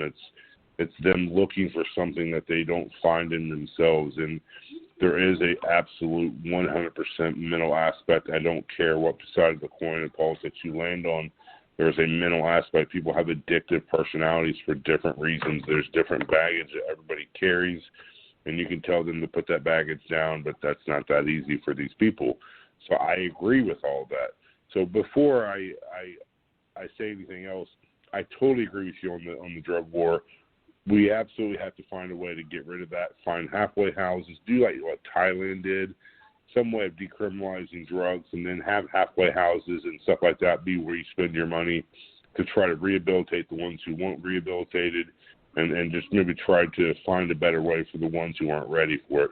With that being said, I kind of would like to understand, like, when you read your crystal ball, the political climate we look at right now, what do you think the long-term outcome of this BLM? These protests have been on for a long time. We know that there's a true, probably valid agenda. What do you think the outcome is going to be in the next few months? Like, how does this all come to resolution? You talk about the 60s, the 70s, different eras. How does this one come to culmination? Where do we go? Like, what is the next stage, in your opinion? Nothing. Nothing's going to happen. Everything's going to go back to exactly the way it was. People are going to lose interest. This police brutality and this police brutality issue isn't anything new. There's a reason the Black Panthers were formed, in the 70s and 60s and 70s. It was because of police brutality in Oakland, California, during the reign of Ronald Reagan as fucking governor of California. The Black Panthers became a thing because of police brutality, and they were policing their own streets, open carrying. So, I mean, this is nothing new, and that's in the 60s and 70s, and then we go to, I don't know if it's the late 80s or early 90s, we have the LA riots, the Rodney King beatings.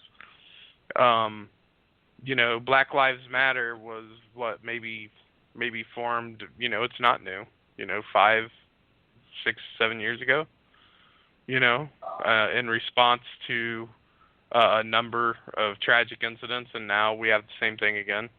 That being said, we've talked about like videos where you don't see everything, and I want to be clear that I don't think either of us are saying the George Floyd incident. I don't think any type of video or anything would justify a cop kneeling on somebody's neck for nearly 9 minutes. But I don't think this goes anywhere. I think I really don't. I think it goes away, and because I think that people aren't really ready to change the system. There's been whisperings of it. I mean, this whole defund the police thing, which has a horrible name, so it's never going to actually do anything because they came up with a horrible name. I will say this: Black Lives Matter was like the best name for something ever in the first place. So that was a great name for a movement.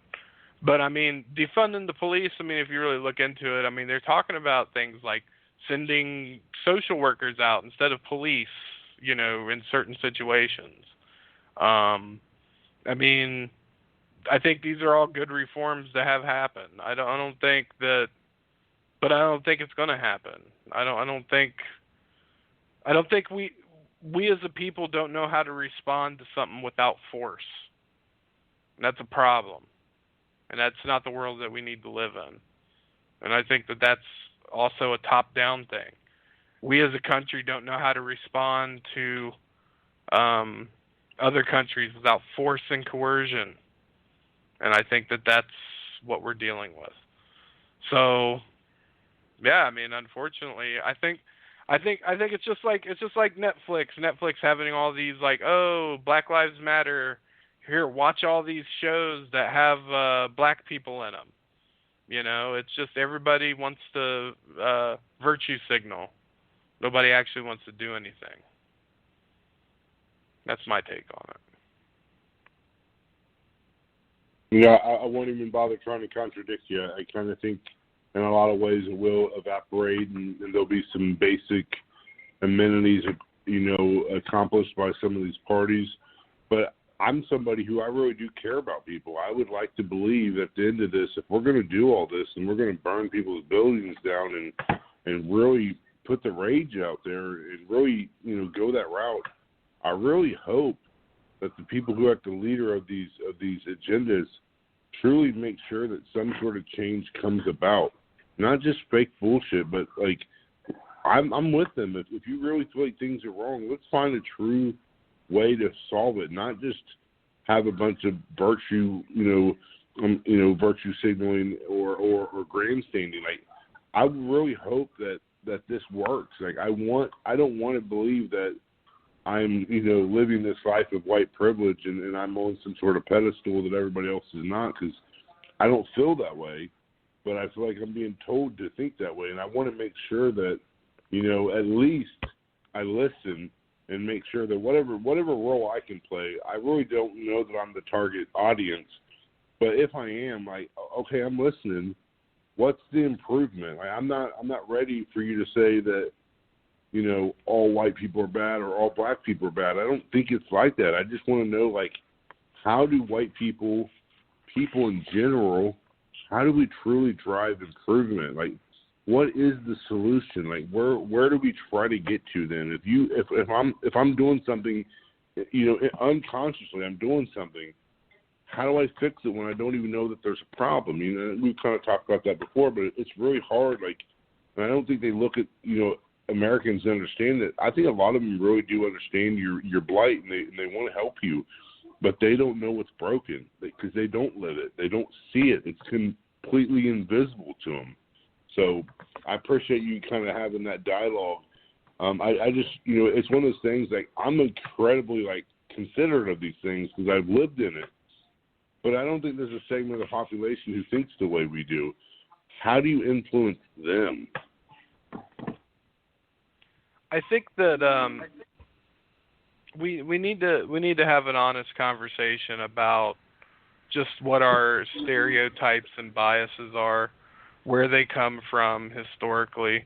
And I know you've seen me arguing and being on my soapbox about it on Facebook this week, but I mean, we still have a large segment of the population that really don't understand why the Confederate flag is offensive to 75% of black people who live in the South. They don't understand that because, they think that it means something different to them. And they may know, oh, okay, I know that there's these ties to it and stuff, but that's not what it means to me when I fly it, things like that. Without the consideration of the reasons actually why they think that flag means something different is because of a very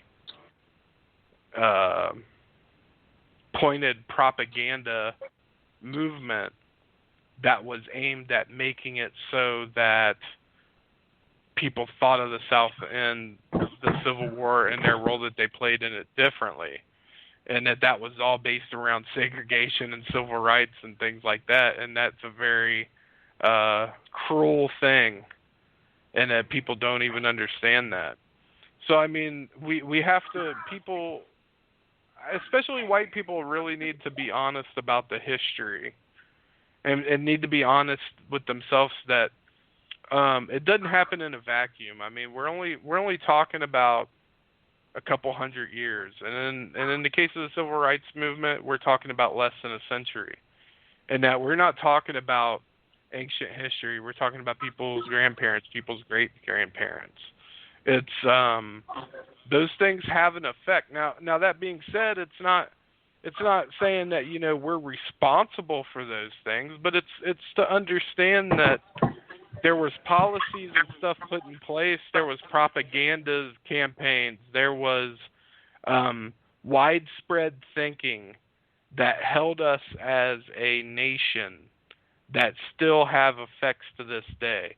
I mean, it was widely regarded by not just the South, but also by the North that, see, a lot of people don't even know. I mean, the North wasn't necessarily against slavery. The North was against slavery in the North, and they were against slavery in the West because they wanted to move west and be able to farm the land themselves and make their own money and not have to compete with slave labor. And it wasn't anything to do with caring about black people. Now, it's not saying that there was not a strong group of abolitionists who objected to the institution on a moral level, but to say that the North wasn't full of people who were very racially motivated and didn't think, and definitely didn't think that the black person was equal to the white man and stuff would be foolish. But those were the big motivations, and it was very.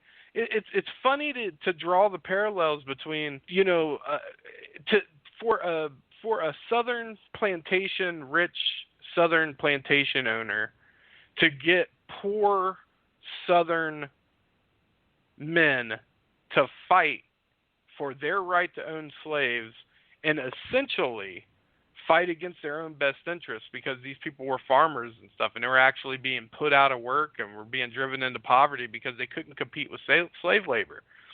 Because basically the propaganda that they were putting out was that if these slaves were free, that they were such savages and such animals that they would just rape all the white women and the daughters and everything like that. And it's sad to look back and see, like, how that thinking has played out over the centuries. I mean, how many lynchings have you heard of that were caused because a black man looked at a white woman? Little Richard even said that the reason why he dressed effeminately and like he was gay and things like that is because he was able to play in white clubs if he was able to do that, because white men did not feel didn't feel threatened by him because he was presenting himself as effeminate or gay. Even now, I mean, it's a thing amongst white men and stuff to feel insecure about a black man stealing their white girlfriend and stuff like that. It's a section of porn that people watch or into that's like, you know, being blacked or whatever, you know. Not that there's anything wrong with interracial marriages, but there's something actually a little bit more seedy behind that. There's something seedy behind that, and it still kind of has its roots and its tendrils in our psychology. I mean, that's probably accurate. I think. I don't know. I don't know. I think the situation becomes where, you know, I think, and I'm white, so I say this. I'm gonna say this as my disclaimer. I'm a white guy, right? So, but I think of my black friends, and I say, well, when did you experience what we're seeing on the news? I have some pretty close black friends, okay, and some of them will say, you know what? I don't know what you're talking about. I have never ever seen that before. I've been pulled over by cops. I've never felt like I was treated unfairly or unfairly. And then I talk to other guys and I'm like, are you kidding me? Like, this goes on every day. This is the standard. And I ask them, have you been in that situation? Like, no, but my friend has. So I think what happens, and I know it's unfortunate, but I think what happens is a lot of, and I feel like I'm somebody who's pretty much got their finger on the pulse. I've lived in Columbus, Ohio. I've lived in the Dayton area. I've lived around other nationalities of, you know, very diverse environments. And I think when you think about, like, white people, I think at some point they're kind of like, they're become unapologetic at a point where they feel like, well, we've already apologized enough. they don't even know what they're apologizing for. Like, they literally, as you said, like with your Nelson Mandela analogy, they don't even know that they're part of the problem. They don't know. Like, so when I see people getting beat up and you know, like accosted for their belief, it's like, do you understand? Like, you know, and I feel like me and you've talked enough. You cannot influence somebody and at the same time punch them in the mouth. You can't. That won't influence them. All you're doing is you're emboldening their thought process. Like, if they were already bigots, when you go and beat up a bigot, do you think he's now not a bigot, or do you think now he has a reason to be a bigot? And you know, and then I found out this. I referenced something that MLK said along the idea of, you know, in order, if you want to get rid of hate, you got to drive out hate by, you know, bringing it to light. You can't do it by fighting hate with hate. And if you think about what he says, it makes perfect sense. I'm not going to make you believe what I believe just by beating you up. Once all those wounds heal, what you're going to have is animosity towards me. You're going to hate me even more. Like you talked about our foreign policy. We go out here and we push our imperialistic agenda, and we think, well, it's going to get us somewhere. No, you make people from the core hate you, and it bubbles up and it gets bigger. So I just wonder, like, you know, with everything we have going on, I apologize for the circular reasoning here, but you have all this stuff going on right now, and I understand the agenda that these groups are trying to accomplish, but it almost seems like they're not even smart enough to understand that in your approach, you're losing people in your movement. You're emboldening the same groups that you hate, because they're then saying, well, look, see what we said? Look at what they're doing. Like, they're not even, you know, like, if you have an opportunity to capture a movement, imagine how MLK did it. Think about that right now. And then think about how BLM is exercising right now, or how when Antifa tries to get involved and how the agenda ends up looking. Like, you have to believe that at the end of the day that you're trying to accomplish something. And if what you're doing is pushing it by force, you're essentially doing exactly what you're trying to get rid of.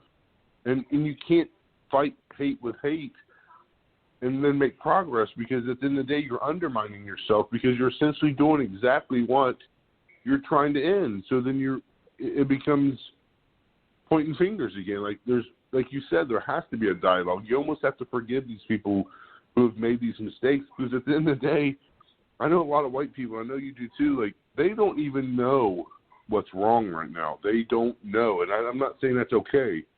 But you can't just beat them up and tell them that they're bad people when they have no clue what they're doing wrong.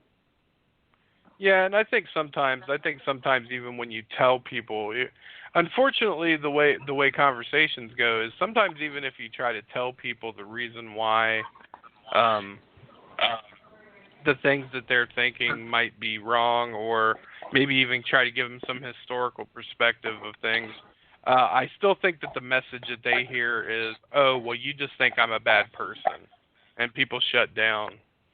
And so it's really hard to have that conversation. I think that nobody listens. So, and I'm guilty of it from time to time as well, really. But Steve, we are over time, and we could probably talk about this issue for another hour. All right, man. Hey, it was a good one. Thanks for being my co-host. I appreciate it. Have a good night, man. Take care. Have a good weekend. Hey, you too. All right, folks. Have a good one.